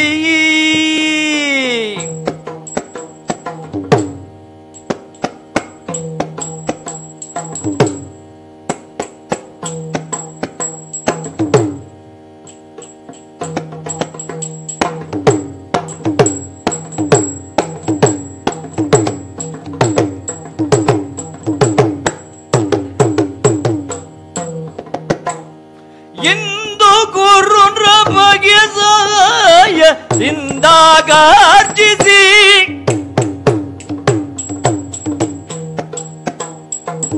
ಬಂದು ಪಸುಳರೊಡನೆ ಕಾದುವುದು ವಿವೇಕವೇ ಬಂದು ಪಸುಳರೊಡನೆ ಕಾದುವುದು ವಿವೇಕವೇ ಕಾದುವುದು ವಿವೇಕವೇ ಕಂದರು ಭಯ ಪಕ್ಷದಲ್ಲಿ ನಿಮಗೆ ಭೇದವೇ ಏನು ಏನು ಕಂದರು ಭಯ ಪಕ್ಷದಲ್ಲಿ ನಿಮಗೆ ಭೇದವೇ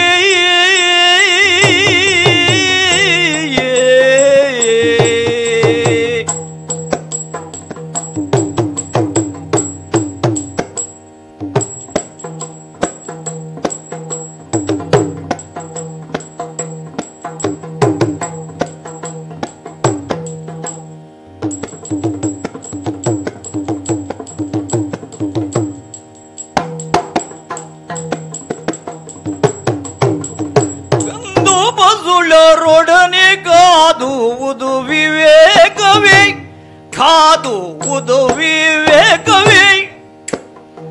ಕಂದರು ಭಯ ಪಕ್ಷದಲ್ಲಿ ನಿಮಗೆ ಭೇದವೇ. ಕಂದರು ಭಯ ಪಕ್ಷದಲ್ಲಿ ನಿಮಗೆ ಭೇದವೇ. ಅಜ್ಜಯ್ಯ, ಮೊಮ್ಮಗನೇ, ಬಾಯಿ ತುಂಬ ಮೊಮ್ಮಗ ಮೊಮ್ಮಗ ಅಂತ ಕರಿತಾ ಇದ್ದಿ. ಹ ಈ ಹಸ್ತಿನೇಯ ಹ್ಮ್ ರಾಜ ವಂಶದಲ್ಲಿ ಅತ್ಯಂತ ಹಿರಿಯನಾಗಿದ್ದುಕೊಂಡು ನೀನು ಮೊಮ್ಮಗನಾಗಿ ನಾನು ಕೇಳಬಾರ್ದು ಅಜ್ಜಯ್ಯ ಇದು ಮಾಡೋದು ಸರಿಯೋ ಅಂತ. ನಾವು ಕೇಳದೆ ಇದ್ರೆ ನಿಮಗೆ ಅರ್ಥ ಆಗುದಿಲ್ಲ.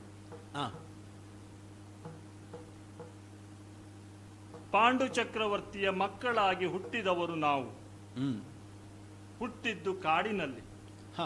ನಮ್ಮ ತಂದೆಯಾದಂತಹ ಪಾಂಡು ಚಕ್ರವರ್ತಿ ವನಾಂತರಕ್ಕೆ ಹೋದಂತಹ ಸಂದರ್ಭದಲ್ಲಿ ಋಷಿಯ ಶಾಪಕ್ಕೆ ಒಳಗಾಗಿ ತನ್ನಲ್ಲಿರ್ತಕ್ಕಂಥ ಚಕ್ರವರ್ತಿತನವನ್ನೆಲ್ಲವನ್ನು ಕೂಡ ಹಸ್ತಿನಿಗೆ ಕಳಿಸಿಕೊಟ್ಟ. ಯಾಕೆ? ಶಾಪಗ್ರಸ್ತರಾದವರು ಹಸ್ತಿನೆಯ ಪೀಠದಲ್ಲಿ ಕುಳಿತುಕೊಳ್ಳಬಾರದೆಂಬಂತಹ ನಿಬಂಧನೆಯನ್ನು ತನ್ನನ್ನು ತಾನೇ ಹಾಕಿಕೊಂಡು ಆ ಸಂದರ್ಭದಲ್ಲಿ ಕಾಡಿನಲ್ಲಿ ಹುಟ್ಟಿರ್ತಕ್ಕಂತಹ ನಾವುಗಳು ನಮ್ಮವ್ವೆ ಕುಂತಿದೇವಿ ಅಲ್ಲಿಯೇ ನಮ್ಮನ್ನ ಪಾಲನೆ ಪೋಷಣೆ ಮಾಡ್ತಾ ಇದ್ರು. ಅದು ಯಾವುದೋ ಮೂಲದಲ್ಲಿ ತಿಳಿದುಕೊಂಡಿರ್ತಕ್ಕಂತಹ ತಾವು ಕುಂತಿದೇವಿ ಸಹಿತವಾಗಿ ನಮ್ಮ ಐವರನ್ನು ಕೂಡ ಹಸ್ತಿನೆಯ ಅರಮನೆಗೆ ಕರೆತಂದೆ. ನಾವು ಬರುವ ಹೊತ್ತಿಗಾಗಲೇ ಇಲ್ಲಿಯೂ ಕೂಡ ಧೃತರಾಷ್ಟ್ರನ ಮಕ್ಕಳಾಗಿ ಹುಟ್ಟಿರ್ತಕ್ಕಂಥ 100 ಮಂದಿ. ಆ 100 ಮಂದಿಯ ತೊಟ್ಟಿಲ ಜೊತೆಯಲ್ಲಿ ನಮ್ಮೈವರ ತೊಟ್ಟಿಲನ್ನು ಒಟ್ಟಾಗಿ ಸೇರಿಸಿ 105 ತೊಟ್ಟಿಲನ್ನು ತೂಗಿ ಸಂಭ್ರಮ ಪಟ್ಟಿರ್ತಕ್ಕಂಥ ಅಜ್ಜಯ್ಯ ನೀನು. ಇದನ್ನೆಲ್ಲ ನಾವು ಇಲ್ಲಿರುವಂತಹ ಹಸ್ತಿನಾವತಿಯಲ್ಲಿರ್ತಕ್ಕಂಥ ಜನರ ಬಾಯಲ್ಲಿ ಕೇಳಿ ತಿಳಿದುಕೊಂಡವು. ಅಂದರೆ ಆ ಸಂದರ್ಭದಲ್ಲಿ ಈ ಅಜ್ಜಯ್ಯನಿಗೆ ಈ 105 ಮಂದಿಯಲ್ಲಿಯೂ ಕೂಡ ಯಾವ ಭೇದವೂ ಕಾಣಲಿಲ್ಲ. ಕಾಲಾಂತರದಲ್ಲಿ ವಿದ್ಯಾಭ್ಯಾಸಕ್ಕೂ ನಮ್ಮನ್ನು ಅಣಿ ಮಾಡಿದೆ. ದ್ರೋಣಾಚಾರ್ಯರಲ್ಲಿ ಎಲ್ಲರಿಗೂ ಕೂಡ ಸಮಾನವಾಗಿ ವಿದ್ಯಾಭ್ಯಾಸವನ್ನು ಕಲಿಸಿಕೊಟ್ಟೆ. ಅಲ್ಲಿಯೂ ಕೂಡ ಅಜ್ಜಯ್ಯನ ಭೇದ ಎಂಬುದು ನಮಗೆ ಅಷ್ಟು ಅರ್ಥವಾಗಲಿಲ್ಲ. ಇದರ ಮಧ್ಯದಲ್ಲಿ ಕೆಲವೊಂದು ಘಟನೆಗಳು ನಡೆದು ಹೋದವು.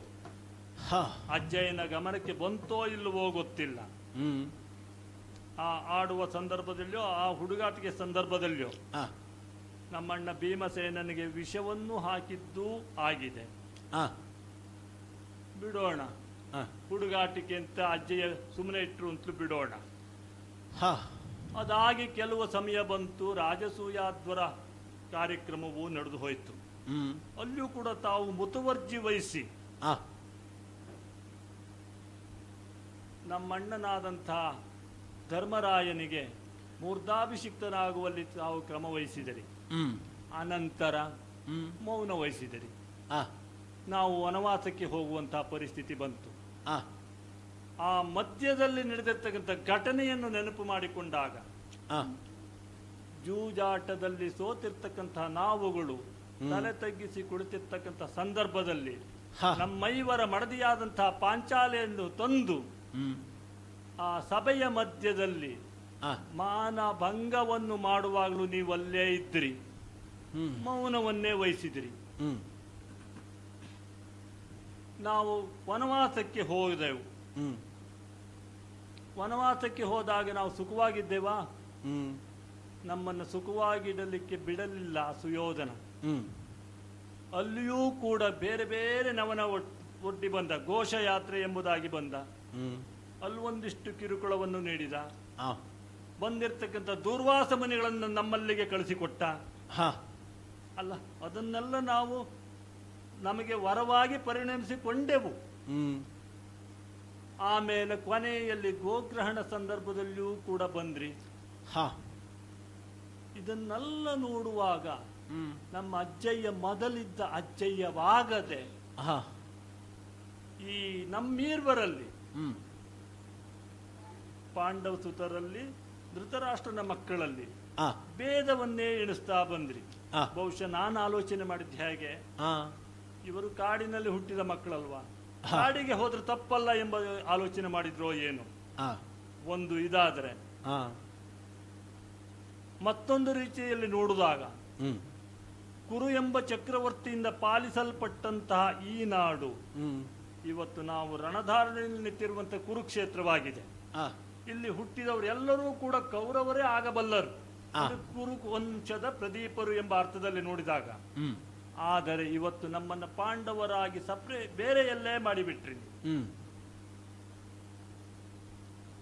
ಕೌರವರು ಇಲ್ಲಿಯ ಬಾಧ್ಯಸ್ಥರಾಗಿ ಬಿಟ್ರು.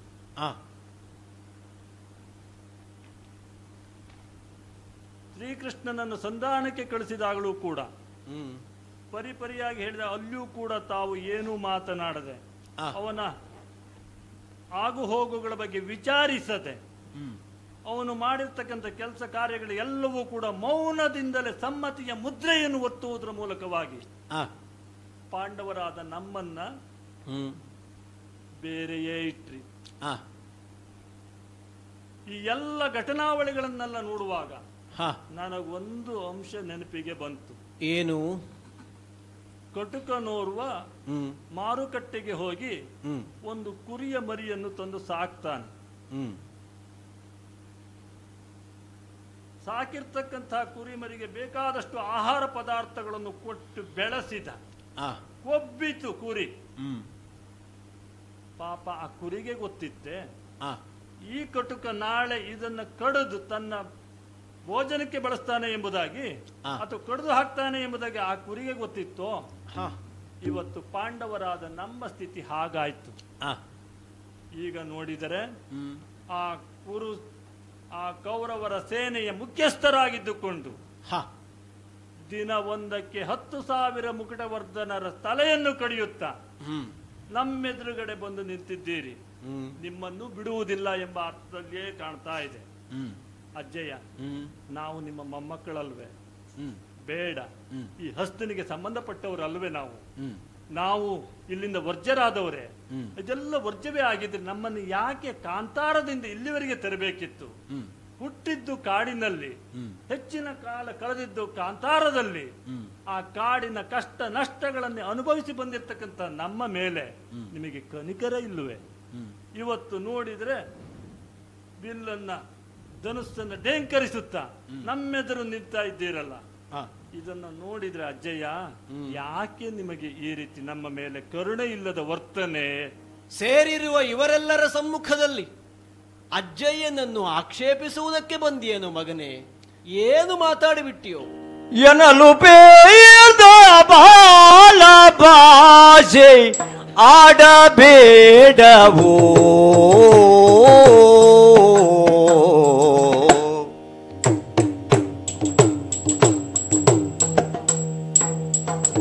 ಎನಲು ಬೇಡ ಬಾಲ ಭಾಷೆ ಬಾಲ ಭಾಷೆ ಆಡಬೇಡವೋಗೋ. ಎನ್ನಲು ಪೀಳ್ದ ಬಾಲ ಭಾಷೆ ಆಡಬೇಡವೋ. ಎನಗೆ ನಿಮ್ಮೊಳೈದೆ ಇರಿದು ದಯವುದು ಗುಡವೋ. ಎನಗೆ ನಿಮ್ಮೊಳೈದೆ ಹಿರಿದು ದಯವುದು ಗುಡವು. ಎನಗೆ ನಿಮ್ಮೊಳೈದೆ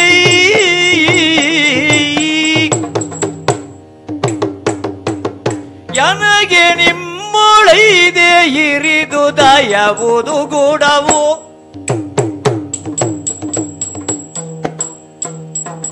ಎನ್ನುವುದ ಭುಜನಾಭಬಲ್ಲ ಏತ ಕಾನುಡಿ. ಎನ್ನುವುದ ಭುಜನಾಭಬಲ್ಲ ಏತ ಕಾನುಡಿ. ಎನ್ನುವುದ ಭುಜನಾಭಬಲ್ಲ ಏತ ಕಾನುಡಿ. ಎನ್ನುವುದ ಭುಜನಾಭಬಲ್ಲ ಏತ ಕಾನುಡಿ. ತ್ರಿನಯನಿತ್ತ ಶರವ ತೆಗೆದು ಎನ್ನ ಮೇಲ್ಪೊಡಿ. ತ್ರಿನಯ ನಿತ್ತ ಶರವ ತೆಗೆದು ಎನ್ನ ಮೇಲ್ಪೊಡಿ.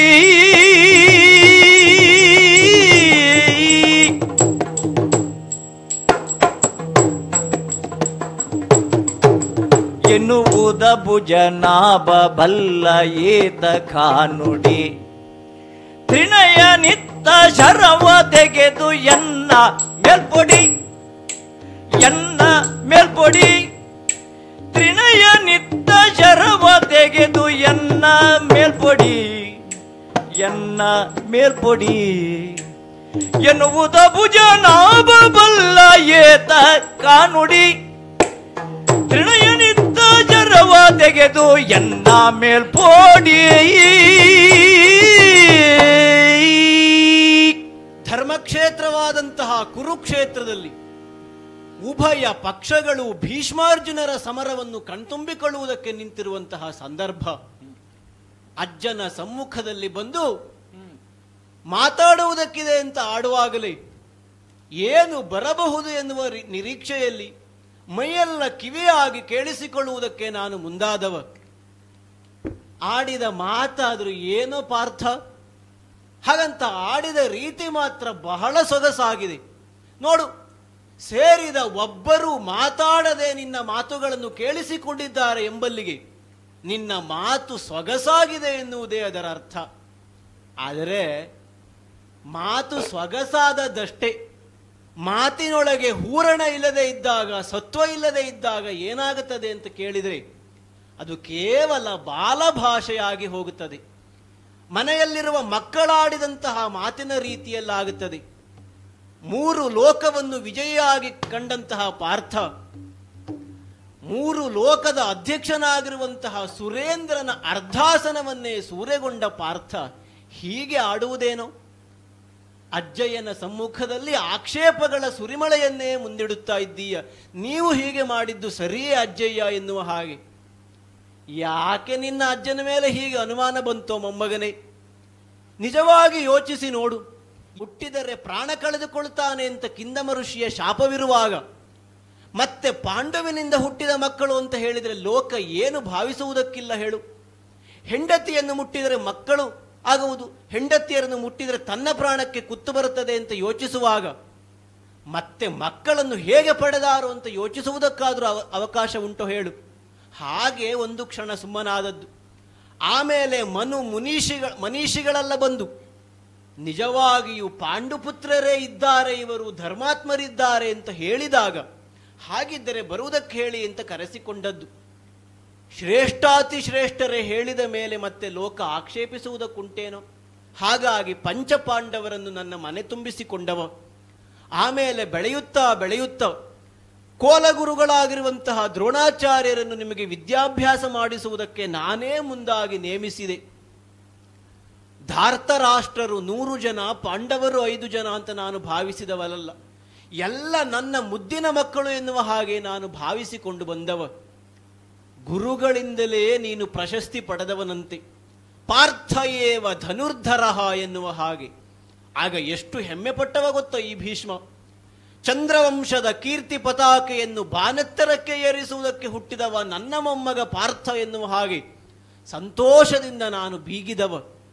ಆಮೇಲೆ ಬೆಳೆಯುತ್ತಾ ಬೆಳೆಯುತ್ತಾ ನಿಮ್ಮೀರ್ವರ ನಡುವಿನ ಒಂದು ದ್ವೇಷ ಹುಟ್ಟುವುದಕ್ಕೆ ಮುಂದಾದಾಗ ನನ್ನ ಮೊಮ್ಮಕ್ಕಳು ಹೀಗಾಗುವುದಕ್ಕೆ ಮುಂದಾದರಲ್ಲ ಅಂತ ಸಂಕಟಪಟ್ಟವ ನಾನಿದ್ದೇನೆ.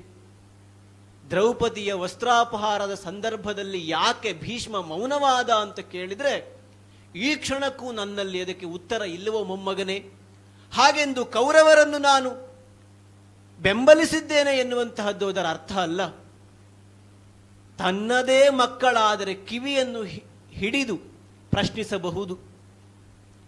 ಆ ದುರ್ಯೋಧನಾದಿಗಳ ತಂದೆ ಧೃತರಾಷ್ಟ್ರ ಅಲ್ಲಿರುವಾಗ ನನ್ನ ಮೊಮ್ಮಕ್ಕಳನ್ನು ಹೇಗೆ ದಂಡಿಸುವುದಕ್ಕೆ ನಾನು ಸಾಧ್ಯವೋ ಹೇಳು? ಅರಗಿನ ಆಲಯದಲ್ಲಿ ಪಾಂಡವರೆಲ್ಲರೂ ಸುಟ್ಟು ಹೋದರು ಅಂತ ಕೇಳಿದಾಗ ಎಷ್ಟು ಮರುಗಿದ್ದೇನೆ ಈ ಭೀಷ್ಮ, ಯಾರಲ್ಲಿ ಹೇಳುವುದು ಹೇಳು? ಮತ್ತೆ ಪಾಂಡವರು ಜೀವಂತ ಇದ್ದಾರೆ ಅಂತ ಕೇಳಿದಾಗ ಅಷ್ಟೇ ಸಂತೋಷವನ್ನು ವ್ಯಕ್ತಪಡಿಸಿದವ ನಾನೇ ಇದ್ದೇನೆ. ಪಾರ್ಥ, ಒಂದು ಕಣ್ಣಿಗೆ ಸುಣ್ಣ, ಒಂದು ಕಣ್ಣಿಗೆ ಬೆಣ್ಣೆ ಎನ್ನುವ ರೀತಿಯಲ್ಲಿ ನೀನು ಆಡ್ತಾ ಇದ್ದೀಯ. ಭೀಷ್ಮ ಎನ್ನುವಂತಹ ಈ ಮುಖದ 2 ಕಣ್ಣುಗಳೇ ಅಲ್ಲವೇನು ಪಾಂಡವರು ಕೌರವರು? ಯಾವ ಕಣ್ಣಿಗೆ ಸುಣ್ಣವನ್ನೇ ಎರಚಿದರೂ ಸುಡುವುದು ನನ್ನದೇ ಮುಖವಲ್ಲವೇನು ಪಾರ್ಥ? ಹಾಗಾಗಿ ಯೋಚಿಸುವುದು, ನಿಜವಾಗಿಯೂ ಪಾಂಡವರು ಕೌರವರಲ್ಲಿ ಭೇದವನ್ನು ಎಣಿಸಿದವನಲ್ಲ. ನನ್ನ ಮೊಮ್ಮಕ್ಕಳು ಎನ್ನುವ ಹಾಗೆ ನಾನು ಭಾವಿಸಿಕೊಂಡು ಬಂದವ. ಆದರೆ ಏನು ಮಾಡುವುದು ಹೇಳು? ಯಾಕೆ ಕೌರವನ ಪಕ್ಷವನ್ನ ಅಂತ ಎನ್ನುವುದಕ್ಕೆ ನನ್ನಲ್ಲಿ ಉತ್ತರ ಉಂಟೇ ಉಂಟು. ತಂದೆಗೆ ಮದುವೆ ಮಾಡಿಸುವ ಕಾಲದಲ್ಲಿಯೇ ನಾನು ದೀಕ್ಷೆಯನ್ನು ತೊಟ್ಟವ. ಇಂದಿನಾರಭ್ಯ ಎಲ್ಲ ಹೆಣ್ಣು ಮಕ್ಕಳನ್ನು ತಾಯಿಯಾದ ಸತ್ಯವತೀ ದೇವಿಯ ಹಾಗೆ ಕಾಣುತ್ತೇನೆ. ಸಿಂಹಾಸನವನ್ನು ಏರುವುದಿಲ್ಲ, ಸಿಂಹಾಸನಕ್ಕೆ ನಿಷ್ಠನಾಗಿ ಉಳಿಯುತ್ತೇನೆ ಎನ್ನುವ ಹಾಗೆ. ಆ ಕಾರಣಕ್ಕಾಗಿ ಅನಭಿಷಿಕ್ತ ಸಮ್ರಾಟನಾಗಿರುವಂತಹ ಸುಯೋಧನನನ್ನು ನಾನು ಬೆಂಬಲಿಸುವ ಅನಿವಾರ್ಯತೆಗೆ ಒಳಗಾಗಿ ಬಂದೆ.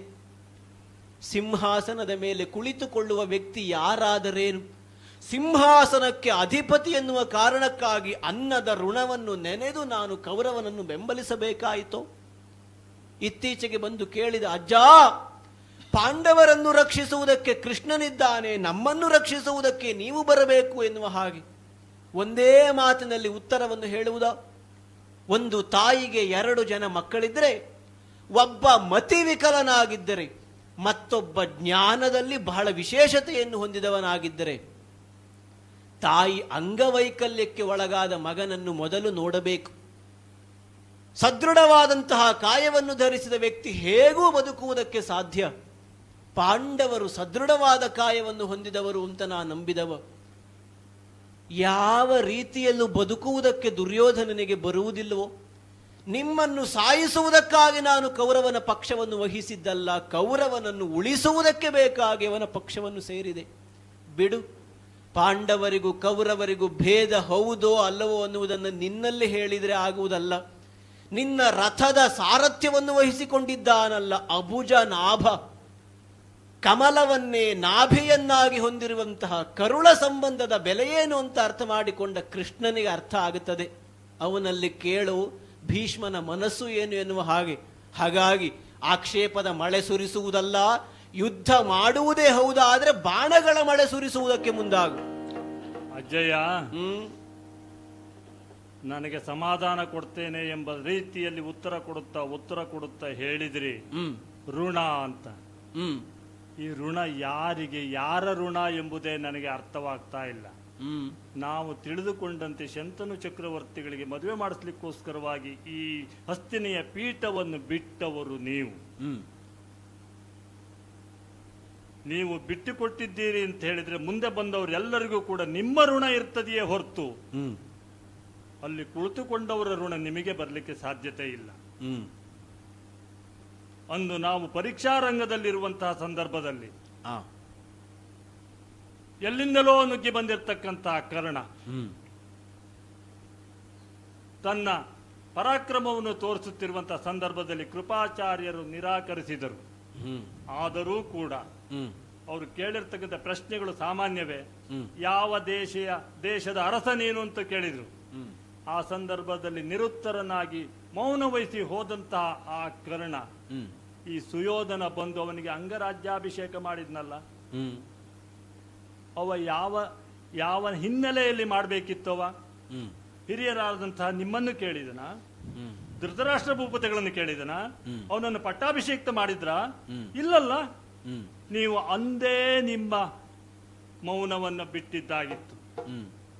ಆ ಋಣವನ್ನು ಆವತ್ತು ನೀವು ಅದು ತಪ್ಪು ಎಂಬುದಾಗಿ ಖಂಡಿಸಿದ್ದೇ ಹೌದಾಗಿದ್ದರೆ ಬಹುಶಃ ಪಾಂಡವರಿಗೆ ಈ ದುಸ್ಥಿತಿ ಬರ್ತಿತ್ತೋ ಇಲ್ಲವೋ ನನಗೆ ಅರ್ಥ ಆಗೋದಿಲ್ಲ. ಪಾರ್ಥ, 800 ವರ್ಷಗಳ ಕಾಲ ಬದುಕಿದವ ಈ ಭೀಷ್ಮ ಮೊಮ್ಮಗನೇ.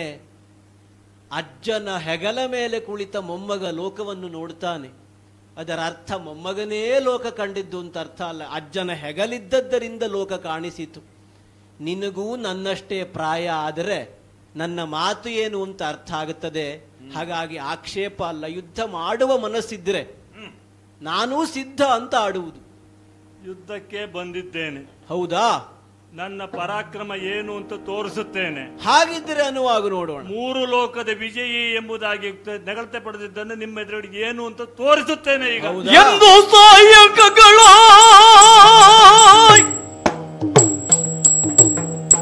ಎಂದು ಸಾಯಕಂಗಳೆಚ್ಚಡ ಪ್ರಮುಸುಕಲು ಇಂದ್ರಜಾತನ್ನದರ ತರಿದು ಮಳುಗೆ ಕಮಿಸಲು ಇಂದ್ರಜಾತನ್ನದರ ತರಿದು ಮಗುಳೆ ಕಮಿಸಲು ಸತ್ಯನವಾಯದೊಳಗ ಸುತನು ನಾಗಸೂತನು ನೊಂದು ಮೂರ್ಛೆಗೊಳ್ಳಲು ಭೀಷ್ಮ ಬೆರಗು ಭಟ್ಟನು.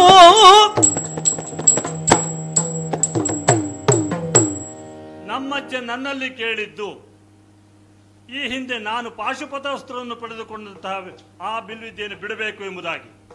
ಈ ಅಜ್ಜನಿಗೆ ಈಗ ಬೇಕಾದು, ಅಜ್ಜನಿಗೆ ಏನು ಕೊಡಬೇಕು ಎಂಬುದಾಗಿ ಆಲೋಚಿಸಿರ್ತಕ್ಕಂತಹ ನಾನು ಒಂದಲ್ಲ ಎರಡಲ್ಲ ಹಲವು ವಿಧದ ಶಸ್ತ್ರಾಸ್ತ್ರಗಳನ್ನು ಪ್ರಯೋಗಿಸಿದೆ.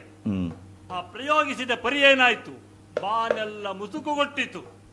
ಮಾತ್ರವಲ್ಲ, ಒಂದು ಸಹಾಯಕ ಹೋಗಿ ಆತನ ಸಾರಥಿಯನ್ನೇ ಮೂರ್ಛೆಗೊಂಡು ಮಾಡಿತು. ಈಗ ಅರ್ಜುನಿಗೆ ಅರ್ಥ ಆಗಿರಬೇಕು ಈ ಪಾರ್ಥನ ಪರಾಕ್ರಮ ಏನು ಎಂಬುದಾಗಿ. ನನ್ನ ಬಿಟ್ಟಂತಹ ಬಾಣಗಳೆಲ್ಲವೂ ಕೂಡ ಆ ಅಜ್ಜನನ್ನೇ ಗಾರುಗೆಡಿಸುವ ರೀತಿಯಲ್ಲಿ ಮಾಡಿದ್ದೇನೆ. ಏನಾಗ್ತದೆ ನೋಡ್ತೇನೆ.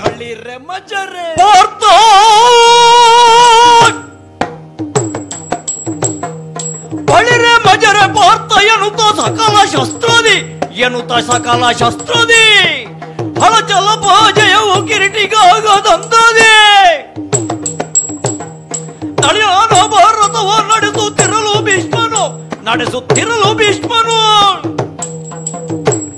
ಬರಲಿ ಹರಿಯ ಗೆಲುವೇನೆಂದು ಕ್ರೋಧಗೊಂಡನು.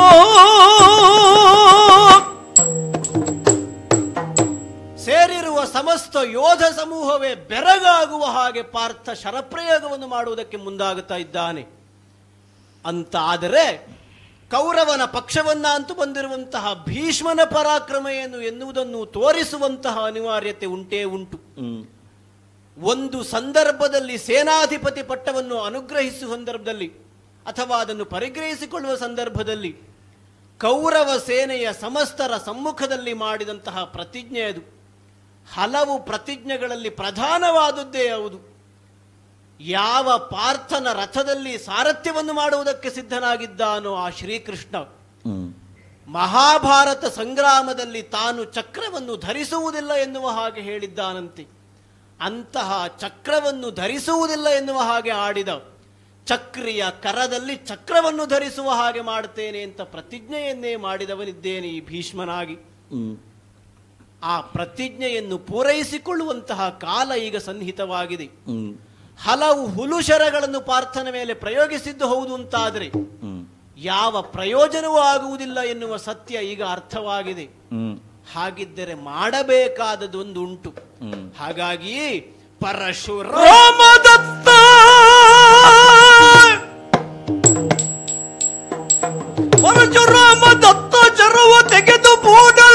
ಶರವ ತೆಗೆದು ಪೂಡಲು ಉರಿಯನುಗುಳುವ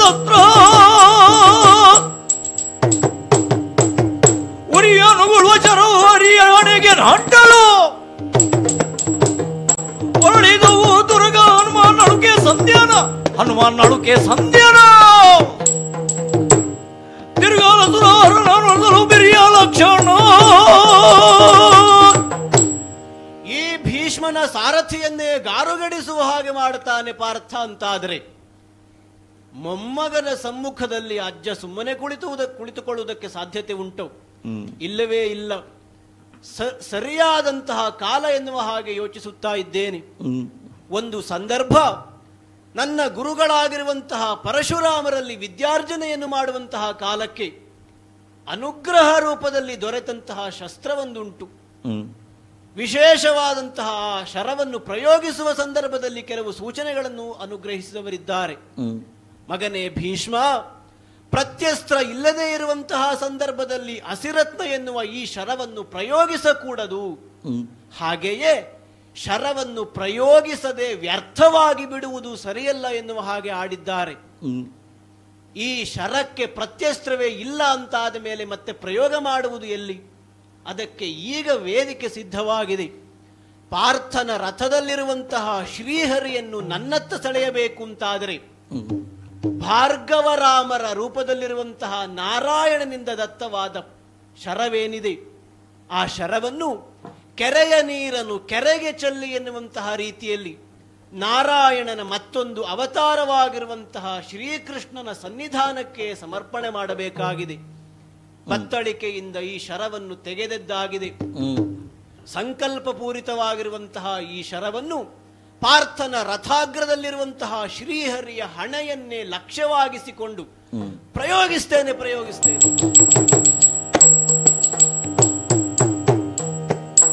ನಸಲೊಡೆದು ರಕ್ತ ಸೂಸಲು, ಏನಿದು? ನೆಸಲ್ ಒಡೆದು ರಕ್ತ ಸೂಸಲು ದ್ರಗುದಯದಿ ಕಿಡಿ ಮಸಗಲ್ ಔಡ ಕಚ್ಚಿ ಔಡಗಿದು ಗನ ರೋಷದಿವು ಕುರುಬಲವನ ಸೇರಿಯ ಭೀಷ್ಮನ ವಿಭಾಡಿಸುವೆ ಈರೇಳು ಜಗ ಬೆರಸಿ ಶತಕೋಟಿಯ.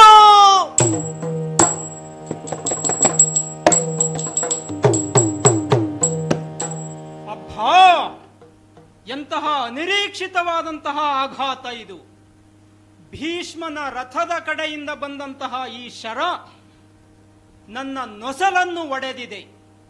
ರಕ್ತ ಧಾರಾಕಾರವಾಗಿ ರಣಾಂಗಣದಲ್ಲಿ ಬೀಳುತ್ತಾ ಇದೆ. ಅಬ್ಬಾ, ಯಾಕೆ ಹೀಗೆ ಮಾಡಿರಬಹುದು ಭೀಷ್ಮ? ರಣಾಂಗಣದಲ್ಲಿ ಒಬ್ಬ ಸಾರಥಿಯ ಮೇಲೆ ಘಾಸಿಗೊಳಿಸುವಂತೆ ಹಲ್ಲೆ ಮಾಡುವುದು, ಹಾನಿ ಮಾಡುವುದು ಸಲ್ಲದ ವರ್ತನೆ ಅಂತಲೇ ಭಾವಿಸಲ್ಪಟ್ಟದ್ದು. ಹಾಗಂತ ಸಾರಥಿಯಾದವನು ಘಾಸಿಗೊಳ್ಳುವುದೇ ಇಲ್ಲ ರಣಾಂಗಣದಲ್ಲಿ ಅಂತ ಅಲ್ಲ. ನಡೆಯಬಹುದಾದಂತಹ ಯುದ್ಧದಲ್ಲಿ ಸಾರಥಿಯೂ ಮರಣವನ್ನು ಹೊಂದಬಹುದು. ಆದರೆ ಉದ್ದೇಶಪೂರ್ವಕವಾಗಿಯೇ ಸಾರಥಿಯ ಹಣೆಗೆ ಒಂದು ಶರ ಬಂದು ತಾಗುತ್ತದೆ ಅಂತ ಆದರೆ ಪ್ರಯೋಗಿಸಿದವನ ಉದ್ದೇಶವೇ ಪ್ರಶ್ನಾರ್ಹವಾಗುತ್ತದೆ. ಈ ಹೊತ್ತು ಅರ್ಥವಾಯಿತು ನನಗೆ ಈ ಕೃತ್ಯವನ್ನು ಎಸಗಿದ ಭೀಷ್ಮನ ಮನಸ್ಸಿನ ಉದ್ದೇಶ ಏನು ಎಂಬುದು. ಹಾಗೆಂದು ಉದ್ದೇಶವನ್ನು ಅರಿತು ಸುಮ್ಮನೆ ಕುಳಿತುಕೊಳ್ಳುವವನು ನಾನಲ್ಲ. ನೊಸಲು ಒಡೆದು ರಕ್ತ ಸೂಸಿದ ಮೇಲೆ ಅಸಲು ನಾನು ಯಾರು ಅಂತ ಇವನಿಗೆ ತೋರಿಸಬೇಕಾಗಿದೆ. ಹೇಗೆ ತೋರಿಸುವುದು? ಅಧೀರನಾಗಬೇಕಾದದ್ದಿಲ್ಲ. ಮೈ ಕೊಡವಿದ್ದೇನೆ. ರಥದ ನಿಯಂತ್ರಣಕ್ಕಾಗಿ ಕುದುರೆಗಳಿಗೆ ಕಟ್ಟಿದಂತಹ ಈ ವಾಘೆಯನ್ನು ತಿರುಗಿಸಿ ಬಿಸಾಡಿದ್ದೇನೆ ರಣಾಂಗಣದಲ್ಲಿ. ಮಾತ್ರವೇ ಅಲ್ಲ, ಕುಳಿತುಕೊಂಡಂತಹ ರಥದಿಂದ ಧುಮ್ಮಿಕ್ಕಿ ರಣಾಂಗಣಕ್ಕೆ ನೆಗೆದು ನಿಂತಿದ್ದೇನೆ. ಯಾವುದಕ್ಕಾಗಿ? ರಥದಿಂದ ಧುಮ್ಮಿಕ್ಕಿದಂತಹ ನಾನು ಭೀಷ್ಮನನ್ನು ವಿಭಾಡಿಸುವ ಉದ್ದೇಶವನ್ನು ಹೊಂದಿದ್ದೇನೆ. ಇವನು ಯಾರಿವನು?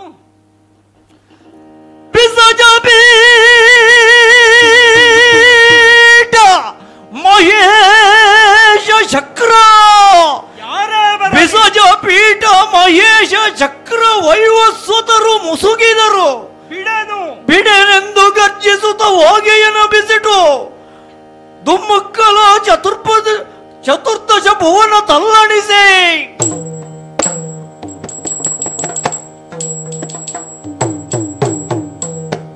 ತಾನೋರ್ವ ಮಹಾಪರಾಕ್ರಮಿ ಎಂಬ ಅಹಂಭಾವ ಇವನಲ್ಲಿ ಇದ್ದದ್ದು ಹೌದಾದರೆ ಅದರ ಪರೀಕ್ಷೆಯೂ ಈ ಹೊತ್ತಿಗೆ ಆಗಿ ಹೋಗಲಿ.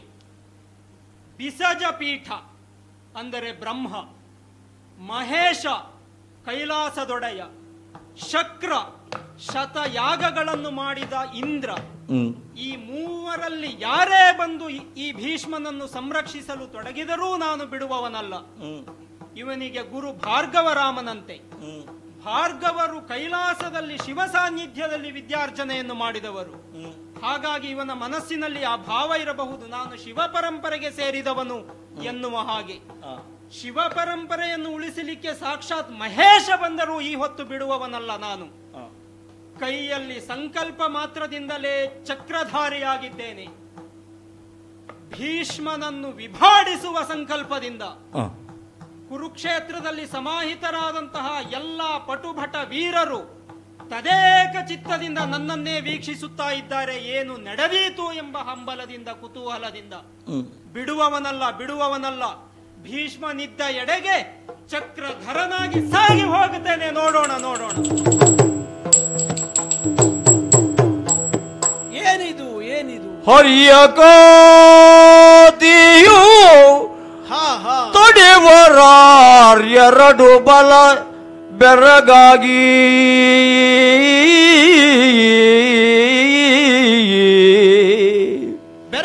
ನೋಡುತ್ತಾ ಇದ್ದ. ಹರಿಯ ಕಾತಿಯ ತಡೆವರಾರೆಂದೆರಡು ಬಲ ಬೆರಗಾಗಿ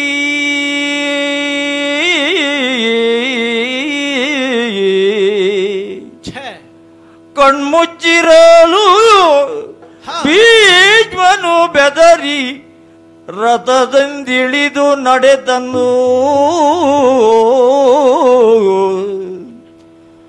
ಭೀಷ್ಮನು ಬೆದರಿ ರಥದಿಂದಿಳಿದು ನಡೆತಂದು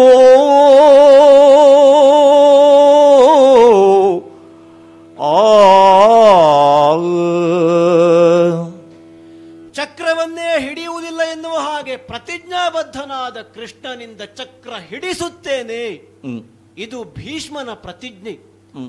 ನನ್ನ ಪ್ರತಿಜ್ಞೆಯನ್ನು ಈಡೇರಿಸಿಕೊಳ್ಳುವಂತಹ ಭರದಲ್ಲಿ ಪರಶುರಾಮ ದತ್ತ ಶರವನ್ನು ಹರಿಯ ನೊಸಲಿಗೆ ಗುರಿಯಿಟ್ಟು ಹೊಡೆದಾಕ್ಷಣ ಕಣ್ಣು ಮುಚ್ಚಿ ತೆರೆಯುವುದರೊಳಗಾಗಿ ಎಂತಹ ಘಟನೆಯೇ ಸನ್ನಿಹಿತವಾಗಿ ಹೋಯಿತು. ಅಬ್ಬಾ, ಎಣಿಸಿದರೆ ಮೈಯೆಲ್ಲ ರೋಮಾಂಚನವಾಗುವಂತಹ ಸನ್ನಿವೇಶವಲ್ಲವೇ ಇದು? ಪಾರ್ಥನ ರಥದಲ್ಲಿ ಸುಮಕೋಮಲವಾಗಿರುವಂತಹ ಶರೀರವನ್ನು ಹೊಂದಿದ ಶ್ರೀಕೃಷ್ಣ ಸದಾ ನಗುವಿನಿಂದಲೇ ಲೋಕವನ್ನು ರಕ್ಷಿಸುವಂತಹ ಪಾಲನಾಕರ್ತೃವಾಗಿರುವಂತಹ ಶ್ರೀಮನ್ನಾರಾಯಣನ ಆತ್ಮರೂಪ ಒಂದು ಕ್ಷಣ ತನ್ನ ಕಣ್ಣುಗಳನ್ನು ಕೆಂಪಾಗಿಸಿಕೊಂಡು ಲೋಕವನ್ನೇ ನುಂಗುವಂತಹ ರೌದ್ರಾವೇಶವನ್ನು ತೋರ್ಪಡಿಸುತ್ತಾ ಇದ್ದಾನೆ. ಕರದಲ್ಲಿ ಸುದರ್ಶನವನ್ನು ಧರಿಸಿ ಪ್ರದರ್ಶಿಸುತ್ತಾ ಇದ್ದಾನೆ. ಹಾಗಿದ್ದರೆ ಕೇವಲ ಪಾರ್ಥನ ರಥ ನಡುಗುತ್ತಿರುವುದಲ್ಲ, ಬ್ರಹ್ಮಾಂಡವೇ ನಡುಗುತ್ತಾ ಇದೆ ಹರಿಯ ಈ ವರ್ತನೆಯಿಂದ ಎಂಬಲ್ಲಿಗೆ ಹರಿಯನ್ನು ಸಂತೈಸುವ ಪರಿ ಹೇಗೆ? ಸರಿ ಸರಿ, ಕ್ರೋಧಕ್ಕೆ ವಶವಾದಂತಹ ಹರಿಯನ್ನು ಪ್ರೀತಿ ಎನ್ನುವಂತಹ ಹಗ್ಗದಿಂದ ಬಂಧಿಸಬೇಕು. ಇದುವೇ ಅಲ್ಲವೇ ಲೋಕ ಕೊಟ್ಟಂತಹ ಸಂಗತಿ. ದುಷ್ಟನಾದಂತಹ ಹಿರಣ್ಯ ಕಶಿಪುವನ್ನು ಕೊಲ್ಲುವ ಸಂದರ್ಭದಲ್ಲಿ ಉಗ್ರ ನಾರಸಿಂಹ ರೂಪವನ್ನು ಧರಿಸಿದಂತಹ ನಾರಾಯಣನ ಉಗ್ರರೂಪ ಶಮನವಾಗದೇ ಇದ್ದಾಗ ಸಾಕ್ಷಾತ್ ಲಕ್ಷ್ಮೀದೇವಿಯೇ ಬಂದು ಪ್ರಾರ್ಥಿಸಿಕೊಂಡರೂ ಸೌಮ್ಯ ರೂಪ ಪ್ರಕಟವಾಗಲಿಲ್ಲವಂತೆ. ಆ ಸಂದರ್ಭಕ್ಕೆ ಹರಿಭಕ್ತನಾಗಿರುವಂತಹ ಪ್ರಹ್ಲಾದ ತನ್ನ ಕರವೆರಡನ್ನು ಜೋಡಿಸಿ ಕಣ್ಣುಗಳನ್ನು ಮುಚ್ಚಿ ಓಂ ನಮೋ ಭಗವತೆ ವಾಸುದೇವಾಯ ಎನ್ನುವ ಹಾಗೆ ಹರಿಯನ್ನು ಧ್ಯಾನಿಸುವುದಕ್ಕೆ ತೊಡಗಿದಾಗ ನಾರಸಿಂಹನ ರೌದ್ರಾವೇಶ ಕರಗಿ ಸೌಮ್ಯಾವತಾರ ಕಂಗೊಳಿಸಿತಂತೆ. ಹಾಗಿದ್ದರೆ ಭೀಷ್ಮ ಮಾಡಬೇಕಾದದ್ದು ಇದುವೇ ಅಲ್ಲವೇ? ತಡ ಮಾಡುವುದಲ್ಲ. ರಥದಿಂದ ಕೆಳಕ್ಕೆ ಇಳಿದಿದ್ದೇನೆ, ನನ್ನ ಒಡೆಯನಾಗಿರುವಂತಹ ಕೃಷ್ಣನ ಮೃದು ಕರವನ್ನು ಹಿಡಿದಿದ್ದೇನೆ. ಓ ಕೃಷ್ಣ ಮುಕುಂದ ಮುರಾರಿ,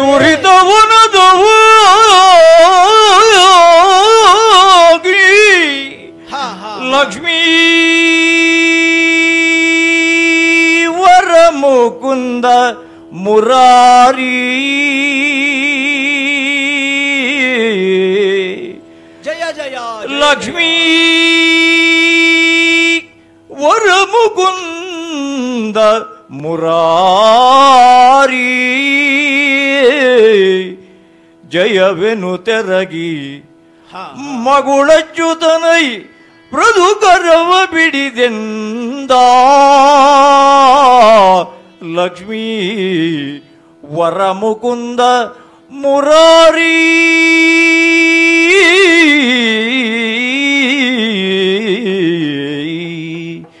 ಶ್ರೀ ಮನೋಹರ ಸ್ವಾಮಿ ಪಾರಾಕು,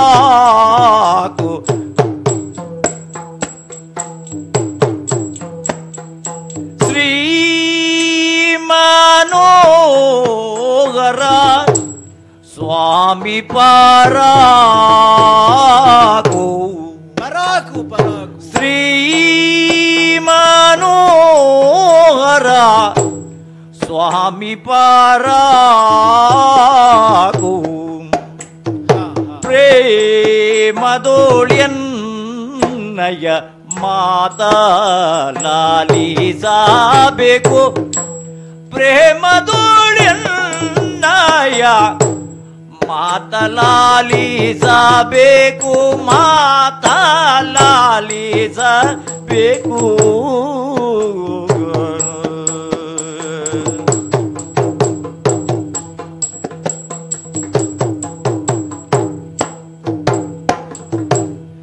ಎನ್ನಯ ಕಂಠವ ಇರಿಯಲು ಚಕ್ರವ ಎನ್ನಯ ಕಂಠವ ಇರಿಯಲು ಚಕ್ರವ ಎನ್ನಯ ಕಂಠವ ಇರಿಯಲು ಚಕ್ರವ ಚಿನುಮಯ ಕೈಯಲ್ಲಿ ಪಿಡಿದಿಗೆಯ ಎನ್ನಯ ಕಂಠವ ಹಿರಿಯಲು ಚಕ್ರವ ಚಿನುಮಯ ಕೈಯಲ್ಲಿ ಪಿಡಿದಿಗೆಯ ಚಿನುಮಯ ಕೈಯಲ್ಲಿ ಪಿಡಿದಿಗೆಯ ಪಿಡಿದಿಗೆಯ ಚಕ್ರವ ಪಿಡಿದಿಗೆಯ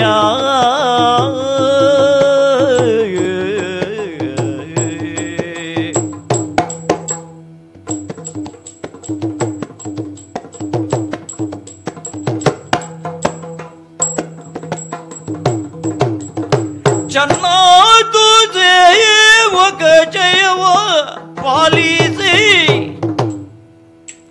ಚೆನ್ನಾಯ್ತು ಸೇವಕ ಜಯವ ಪಾಲಿಸಿ ಲೋಕವನ್ನು ರಕ್ಷಿಪ ದೇವ ಹೌದು ಮಹಾನುಭಾವ ಲೋಕವನ್ನು ರಕ್ಷಿಪ ದೇವ ಹೌದು ಮಹಾನುಭಾವ ಚೆನ್ನಾಯ್ತು ಸೇವಕ ಜಯವ ಪಾಲಿಸಿ ಲೋಕವನ್ನು ರಕ್ಷಿಪ ದೇವ ಹೌದು ಮಹಾನುಭಾವ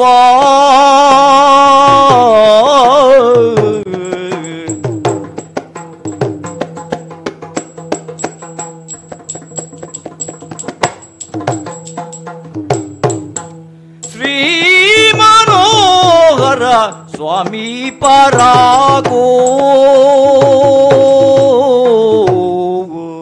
ಕೃಷ್ಣಾಯ ವಾಸುದೇವಾಯ ದೇವಕಿ ನಂದನಾಯ ಚ ನಂದ ಗೋಪ ಕುಮಾರಾಯ ಶ್ರೀ ಗೋವಿಂದಾಯ ನಮೋ ನಮಃ. ಜಯ ಜಯ ಜಯ ಜಯ ಸ್ವಾಮಿ. ಲೋಕಾಂತರಗಳನ್ನು ರಕ್ಷಿಸುವಂತಹ ಸಹನಾಮೂರ್ತಿಯಾದ ನಿನ್ನ ಮುಖವನ್ನು ನೋಡುವುದಕ್ಕೆ ಸಾಧ್ಯವಿಲ್ಲ. ಕಣ್ಣುಗಳು ಕೆಂಪಡರಿವೆ, ಹುಬ್ಬುಗಳು ಗಂಟಿಕ್ಕಿಕೊಂಡಿವೆ. ಸೌಮ್ಯ ರೂಪವಾಗಿರುವಂತಹ ಈ ದೇಹ ಸುದರ್ಶನ ಧಾರಣೆಯಿಂದಾಗಿ ರೌದ್ರಾವತಾರವನ್ನು ಪ್ರಕಟಿಸುತ್ತಾ ಇದೆ.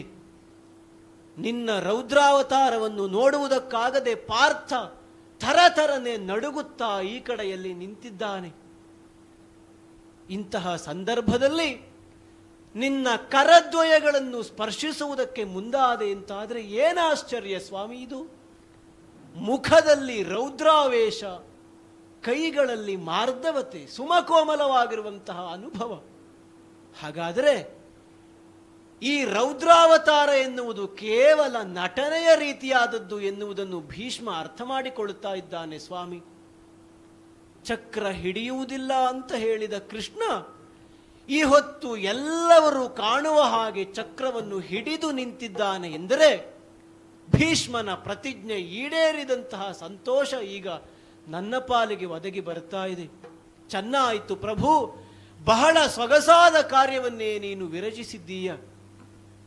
ದೇವ ಭಕ್ತ ಪರಾಧೀನ ಎನ್ನುವ ಸಂಗತಿಯನ್ನು ಮತ್ತೆ ಮತ್ತೆ ಪ್ರಕಟಿಸುವಂತಹ ನಿನ್ನ ಈ ಭಾವ ಎಲ್ಲ ಭಕ್ತರನ್ನು ಮತ್ತೆ ನಿನ್ನತ್ತ ಸೆಳೆಯುವುದಕ್ಕೆ ಮುಂದಾಗುವಂತಿದೆ. ಚಕ್ರವನ್ನು ಧರಿಸಿದೆಯಾ ಸ್ವಾಮಿ? ಭೀಷ್ಮನ ಕಂಠವನ್ನು ಕತ್ತರಿಸುತ್ತೇನೆ ಎನ್ನುವ ಹಾಗೆ ಉದ್ಘೋಷಿಸುತ್ತ ಚಕ್ರವನ್ನು ಹಿಡಿದೆಯಾ? ಸಂತೋಷವಾಯಿತು. ಸುದರ್ಶನ ಚಕ್ರದಿಂದ ಭೀಷ್ಮನ ಪ್ರಾಣ ಹೊರಟು ಹೋಗುತ್ತದೆ ಅಂತಾದರೆ ಇದಕ್ಕಿಂತ ಸುಯೋಗ ಏನು ಬೇಕು? ಎಂದಾದರೀಕಾಯ ಎರವಿನೊಡವೆಯ ಜೀಯ. ಯಾವತ್ತೂ ಹೋಗಬೇಕಾದ ಈ ಕಾಯ ಭಗವಂತನ ದಿವ್ಯ ಸಾನ್ನಿಧ್ಯದಲ್ಲಿಯೇ ಹೋಗುತ್ತದೆ ಅಂತಾದರೆ ಇದಕ್ಕಿಂತ ಸುಯೋಗ ಮತ್ತೊಂದು ಬೇಕೆ?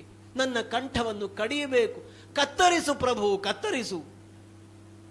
ಕತ್ತರಿಸುವುದಿಲ್ಲ. ಯಾಕೆ ಸಾಯಬೇಕು ಎನ್ನುವ ಹಾಗೆ ಪ್ರಶ್ನಾರ್ಥಕವಾಗಿ ನೋಡುತ್ತಾ ಇದ್ದೀಯಾ? ಓ ಇಂದಿರೇಶ, ಇಂದಿರೇಶನೇ ನಾನು ಇವರ ಜಗಳವನ್ನು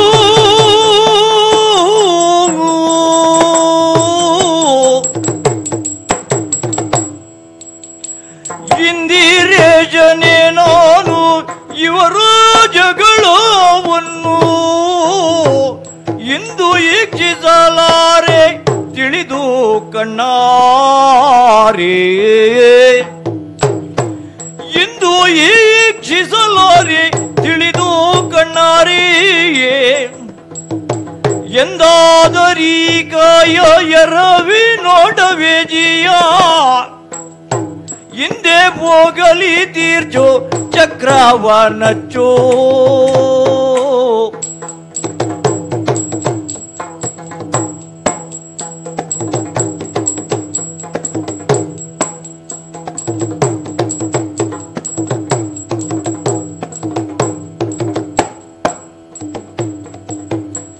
ಎಂದೋದರಿ ಕಾಯ ಎರವಿ ನೋಡವೇ ಜಿಯ ಹಿಂದೆ ಹೋಗಲಿ ತೀರ್ಥ ಚಕ್ರವನಚ್ಚೋ. ಶ್ರೀ ಮನೋಹರ ಸ್ವಾಮಿ ಬರಗೋ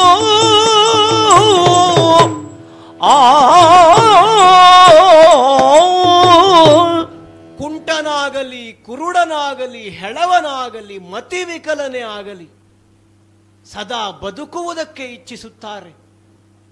ಆದರೆ ಕುರುಕುಲದ ಪಿತಾಮಹನೆನಿಸಿಕೊಂಡಂತಹ ಈ ಭೀಷ್ಮಾಚಾರ್ಯನಿಗೆ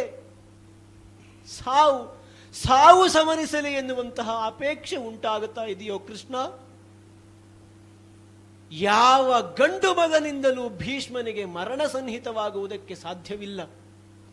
ಭೀಷ್ಮನನ್ನು ಕತ್ತರಿಸುವ ಯಾವ ಆಯುಧಗಳು ಲೋಕದಲ್ಲಿ ಇಲ್ಲವೇ ಇಲ್ಲ.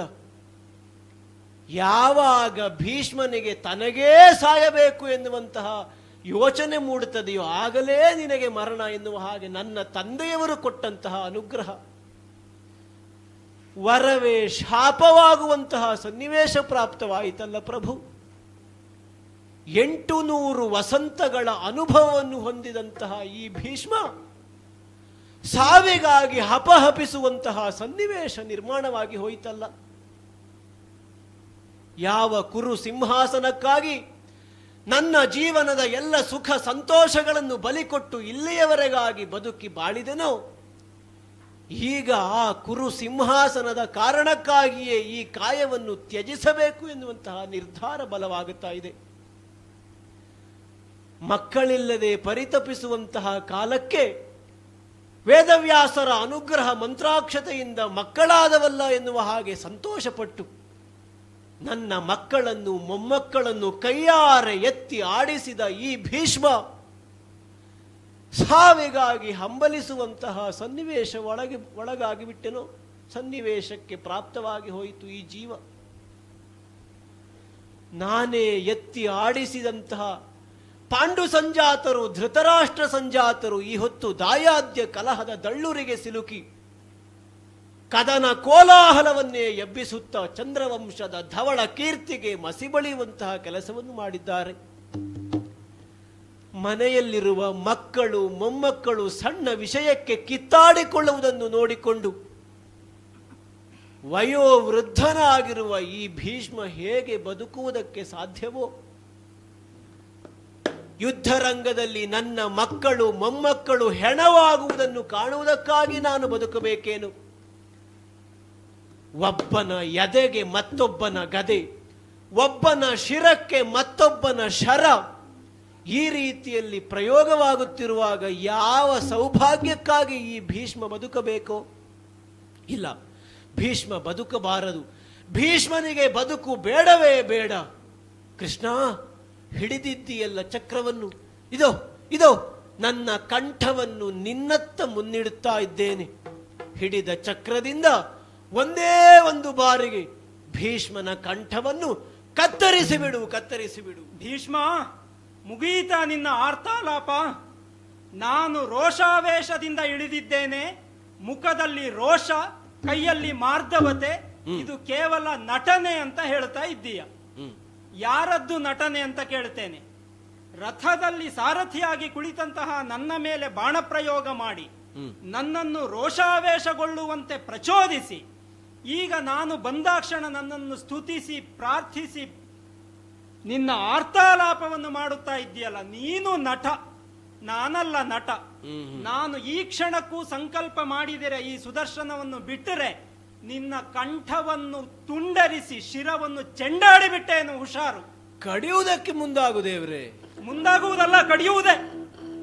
ಕಡಿಯುವುದೇ ಅಂತ ಏನು ಮಾತು ಹೊರ ಬರ್ತಾ ಇದೆ. ಚಕ್ರ ಎಲ್ಲಿದೆಯೋ ಅಲ್ಲೇ ಇದೆ. ಹಾಗಿದ್ದರೆ ಭೀಷ್ಮನನ್ನು ಕಡಿಯುವುದಿಲ್ವಾ ದೇವ್ರೆ? ಒಂದು ಸಲ ನನಗೆಯೂ ಬಂದು ನಿನ್ನ ಕಂಡಿಂತೋ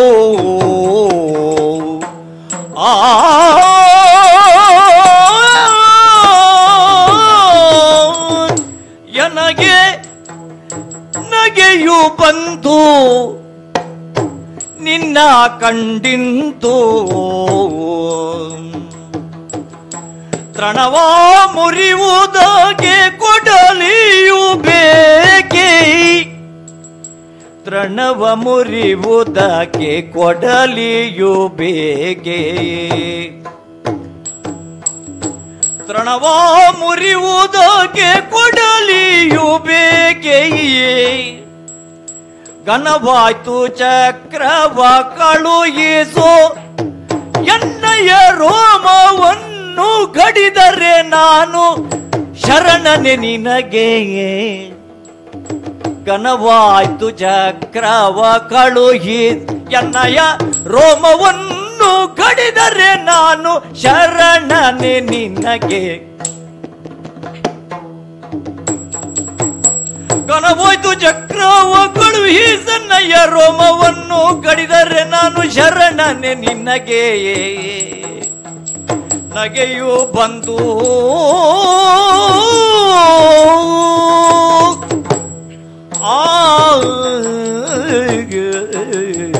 ಆಹಾ ಆಹಾ, ನಿಜವಾಗಿ ಈ ಭೀಷ್ಮನಿಗೆ ಈಗ ನಗು ಬಂದದ್ದು ಹೌದು. ಕಡಿಯುವುದಿಲ್ವಾ ದೇವ್ರೆ? ಕಡಿಯುತ್ತೇನೆ ಅಂತ ಆಡುವುದೇನೋ ಸರಿ, ಕಡಿದು ಚೆಲ್ಲುವುದಕ್ಕೆ ಮನಸ್ಸು ಮಾಡುವುದಿಲ್ಲ ಅಂತ ಈಗ ಅರ್ಥ ಆಯಿತು. ಹುಡುಗಾಟಿಕೆಯ ಹುಡುಗನೊಬ್ಬನ ಕಿವಿ ಹಿಡಿದು ಗದರಿಸುವ ಕೋಲನ್ನು ಕಂಡ ಹಾಗೆ ಅನುಭವ ಆಯಿತು ಈ ಚಕ್ರವನ್ನು ನೋಡಿದಾಗ. ಹಾಗೆ ಗದರಿಸುವ ಅಜ್ಜನ ನೆನಪಾಯಿತು ನಿನ್ನನ್ನು ಕಂಡಾಗ.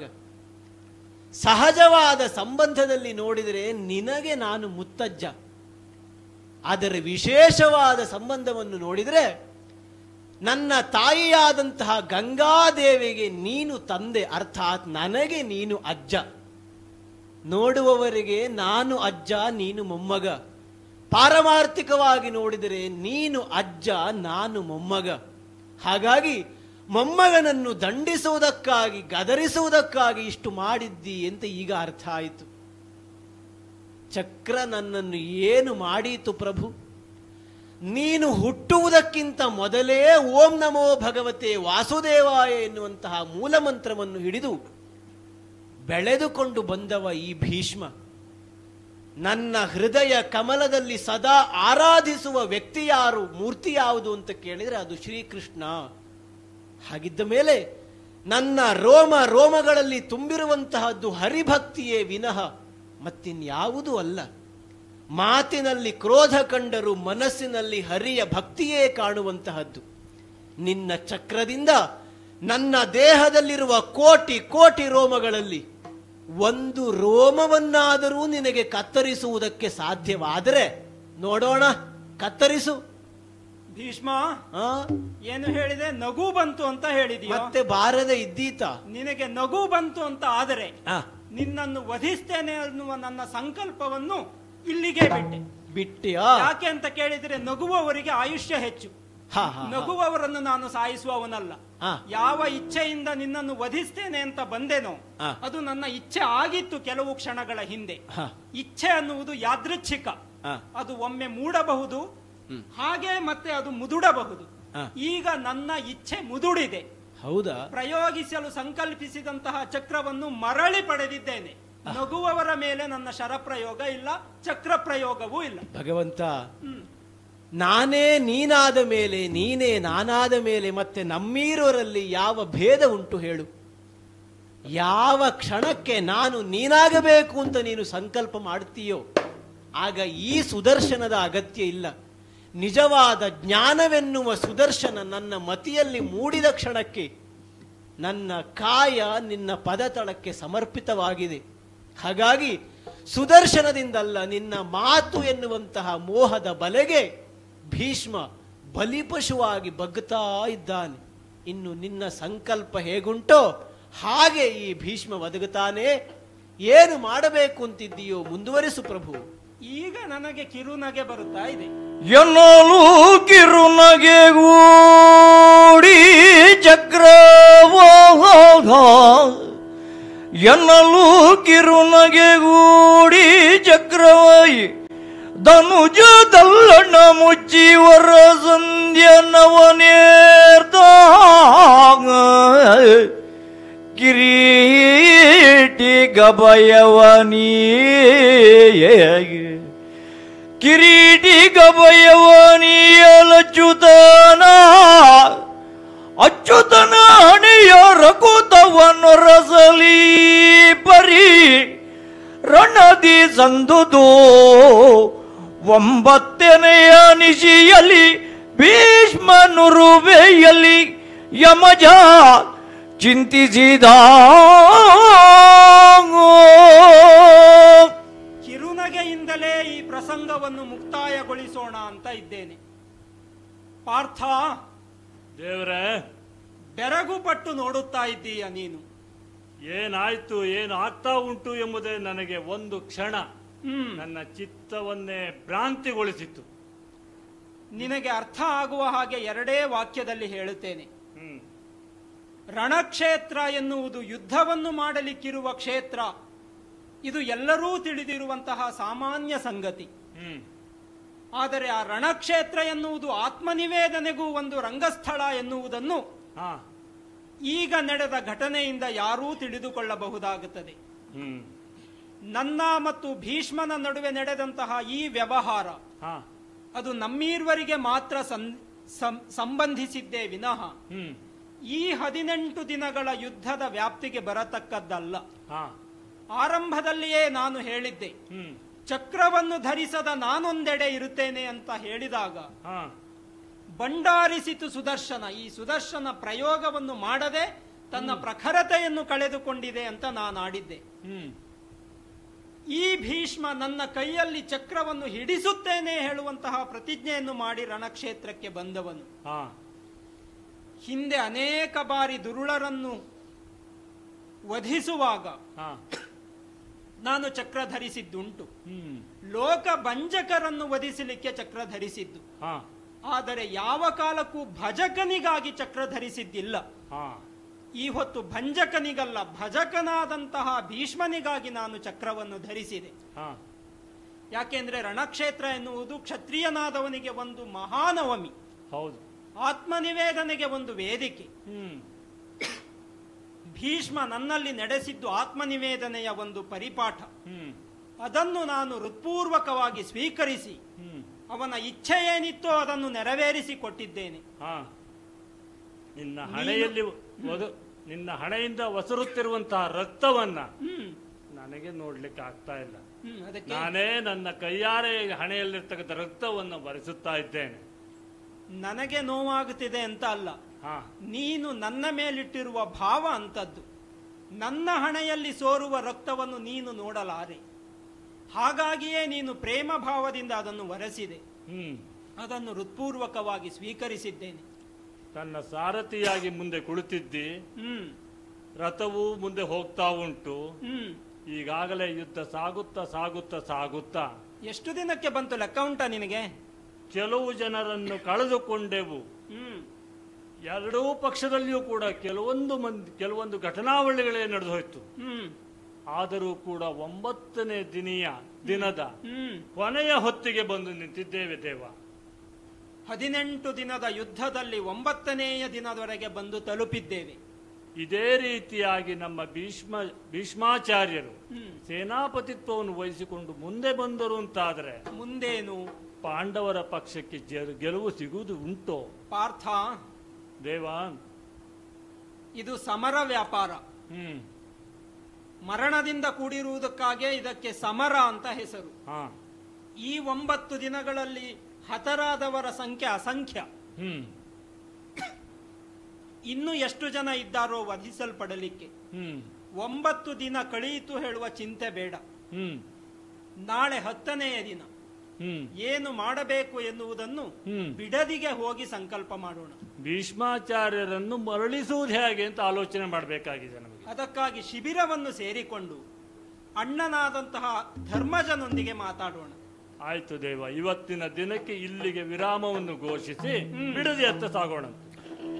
ಕುಮುದದೊಳಲೋಚನೆಗೆ ಕೌಮಾರಿ ನಾಯಕಿಗೆ ವಿಮಲ ಕೋಮಲ ಗಾತ್ರ ಸರ್ವಾಣಿಗೆ ಅಮಿತ ಗುಣ ಸಂಪನ್ನೆ ಅಖಿಲಾಂಡ ನಾಯಕಿಗೆ ಭ್ರಮರ ಕೋಮಲ ಗಾತ್ರ ಶ್ರೀ ಮೂಕಾಂಬಿಕೆಗೆ ಮಂಗಲೋ ಜಯ ಮಂಗಲೋ ನಿತ್ಯ ಶುಭ ಮಂಗಲೋ.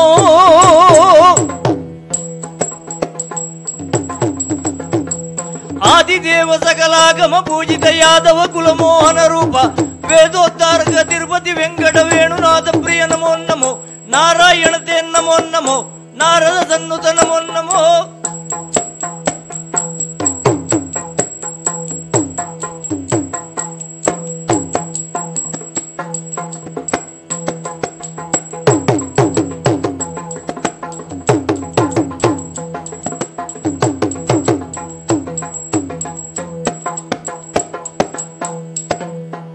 ಕರದೊಳು ಪರಜು ಪಾಶಾಂಕುಶಧರನಿಗೆ ಹರುಷದಿ ಭಕ್ತರ ಪೊರೆವೋಗಿ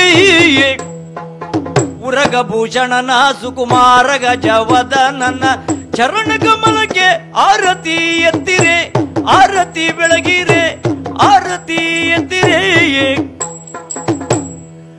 ಗಜಮುಖದ ಹೊಗೆ ಗಣಪಗಿ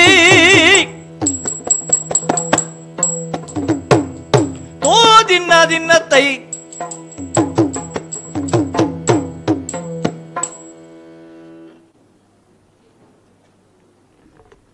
ಪ್ರೀತಿಯ ವಿದ್ಯಾರ್ಥಿಗಳೇ, ಸುಮಾರು 1.5 ಗಂಟೆಗಳ ಕಾಲ ಬಹಳ ಮೌನವಾಗಿ ಕಾರ್ಯಕ್ರಮವನ್ನು ಆಲಿಸಿದ್ದೀರಿ. ಬಹುಶಃ ಇಲ್ಲಿರುವ ಎಲ್ಲ ವಿದ್ಯಾರ್ಥಿಗಳು ಪ್ರಥಮ ಬಾರಿಗೆ ತಾಳಮದ್ದಲೆಯನ್ನು ವೀಕ್ಷಿಸಿದ ಹಾಗೆ ಇತ್ತು. ಯಾರಾದ್ರೂ ಈ ಮೊದಲು ತಾಳಮದ್ದಲೆ ಕಾರ್ಯಕ್ರಮವನ್ನು ವೀಕ್ಷಿಸಿದ್ದಿದೆಯಾ? ಕೈ ಮೇಲೆ ಎತ್ತಿ. ಇಲ್ಲ. ಹೌದು, ಯಕ್ಷಗಾನದಲ್ಲಿ ಭಾಗವಹಿಸಿದ್ದಾರೆ, ಯಕ್ಷಗಾನವನ್ನು ನೋಡಿದ್ದಾರೆ. ಚಿಕ್ಕ ಮೇಳ ಸ್ವಲ್ಪ ಪರಿಚಯ ಇದೆ, ಮನೆಗೆ ಬರ್ತಾರೆ. ಆದರೆ ತಾಳಮದ್ದಲೆ ಕಾರ್ಯಕ್ರಮ ಒಂದು ಹೊಸತು ಅನ್ನುವ ರೀತಿಯಲ್ಲಿ ನೋಡಿದ್ರು. ಅಲ್ಲ, ಹೊಸತು ಮತ್ತು ಹಳತು ಇದರ ಸಂಗಮ ನಮ್ಮ ತಾಳಮದ್ದಲೆ ಕಾರ್ಯಕ್ರಮ. ಇವತ್ತು ಬಹಳ ಚೆನ್ನಾಗಿ ತಾಳಮದ್ದಲೆ ಕಾರ್ಯಕ್ರಮವನ್ನು ನಿರ್ವಹಿಸಿಕೊಟ್ರು. ನನ್ನ ಕೋರಿಕೆಯ ಮೇರೆಗೆ ಶಾಲಾ ಮುಖ್ಯೋಪಾಧ್ಯಾಯರು ತಕ್ಷಣ ಕಾರ್ಯಪ್ರವೃತ್ತರಾದರು. ಈ ಎಲ್ಲ ಕಾರ್ಯಕ್ರಮ ಚೆನ್ನಾಗಿ ಮೂಡಿ ಬಂದಿದೆ. ನಮ್ಮ ಸಾಹಿತ್ಯ ಮತ್ತು ಲಲಿತ ಕಲಾ ಸಂಘದ ಮಾರ್ಗದರ್ಶಿ ಶಿಕ್ಷಕರಾದ ಕುಮಾರಿ ಶ್ವೇತಾ ಟೀಚರ್ ಇವರು ವಂದನಾರ್ಪಣೆಯನ್ನು ಮಾಡಬೇಕಾಗಿ ಅವರಲ್ಲಿ ವಿನಂತಿಸಿಕೊಳ್ತೇನೆ. ಭಾಗವತಿಕೆ ನಡೆಸಿಕೊಟ್ಟ ಶ್ರೀಯುತ ಸದಾಶಿವರಾವ್ ಮೂಡುಕುದ್ರು ಇವರಿಗೆ ನಿಮ್ಮೆಲ್ಲರ ಪರವಾಗಿ ಧನ್ಯವಾದಗಳು. ಇಂದಿನ ಈ ಕಾರ್ಯಕ್ರಮದಲ್ಲಿ ಮದ್ದಳೆ ವಾದಕರಾಗಿ ಭಾಗವಹಿಸಿದ ನಮ್ಮ ಶಾಲಾ ವಿದ್ಯಾರ್ಥಿಗಳ ಯಕ್ಷಗುರುಗಳಾದ ಶ್ರೀಯುತ ಕೇಶವರಾವ್ ಬಡನಿಡಿಯೂರು ಇವರಿಗೆ ನಿಮ್ಮೆಲ್ಲರ ಪರವಾಗಿ ವಂದನೆಗಳು. ಇಂದಿನ ಈ ತಾಳಮದ್ದಲೆ ಕಾರ್ಯಕ್ರಮದಲ್ಲಿ ಭೀಷ್ಮರಾಗಿ ಭಾಗವಹಿಸಿದ ಡಾಕ್ಟರ್ ಶಿವಕುಮಾರ್ ಉಪನ್ಯಾಸಕರು, ಪೂರ್ಣ ಪ್ರಜ್ಞಾ ಪದವಿ ಕಾಲೇಜ್ ಉಡುಪಿ ಇವರಿಗೂ ಕೂಡ ನಿಮ್ಮೆಲ್ಲರ ಪರವಾಗಿ ಧನ್ಯವಾದಗಳು. ಕೃಷ್ಣನಾಗಿ ಭಾಗವಹಿಸಿದ ನಿರಂಜನ್ ಶರ್ಮಾ ಉಪನ್ಯಾಸಕರು, ಸರ್ಕಾರಿ ಪ್ರಥಮ ದರ್ಜೆ ಕಾಲೇಜ್ ಬಾರ್ಕೂರು ಇವರಿಗೂ ಕೂಡ ನಿಮ್ಮೆಲ್ಲರ ಪರವಾಗಿ ಧನ್ಯವಾದಗಳು. ತಾಳಮದ್ದಲೆ ಕಾರ್ಯಕ್ರಮ ಆಯೋಜಿಸುವಲ್ಲಿ ಆಸಕ್ತಿ ವಹಿಸಿ ಸ್ವತಃ ತಾಳಮದ್ದಲೆಯಲ್ಲಿ ಪ್ರಾರ್ಥನಾಗಿ ಭಾಗವಹಿಸಿ ಅರ್ಥದ ಇವರಿಗೂ ಕೂಡ ನಿಮ್ಮೆಲ್ಲರ ಪರವಾಗಿ ತುಂಬು ಹೃದಯದ ಧನ್ಯವಾದಗಳು. ಇಂದಿನ ಈ ಕಾರ್ಯಕ್ರಮದ ದಾಖಲೀಕರಣ ಮಾಡಲು ನಮಗೆ ಸಹಕರಿಸಿದ ಪ್ರಶಾಂತ್ ಮಲ್ಯಾಡಿ ಲೈವ್ಸ್ ಇವರಿಗೂ ಕೂಡ ನಿಮ್ಮೆಲ್ಲರ ಪರವಾಗಿ ಧನ್ಯವಾದಗಳು. ಇಲ್ಲಿ ಉಪಸ್ಥಿತಲ್ಲಿರುವ ಸಿಬ್ಬಂದಿ ವರ್ಗ, ವಿದ್ಯಾರ್ಥಿಗಳಿಗೂ ಇವರಿಗೂ ಕೂಡ ನಿಮ್ಮೆಲ್ಲರ ಪರವಾಗಿ ಧನ್ಯವಾದಗಳು. ನಮ್ಮ ಶಾಲಾ ರಕ್ಷಕ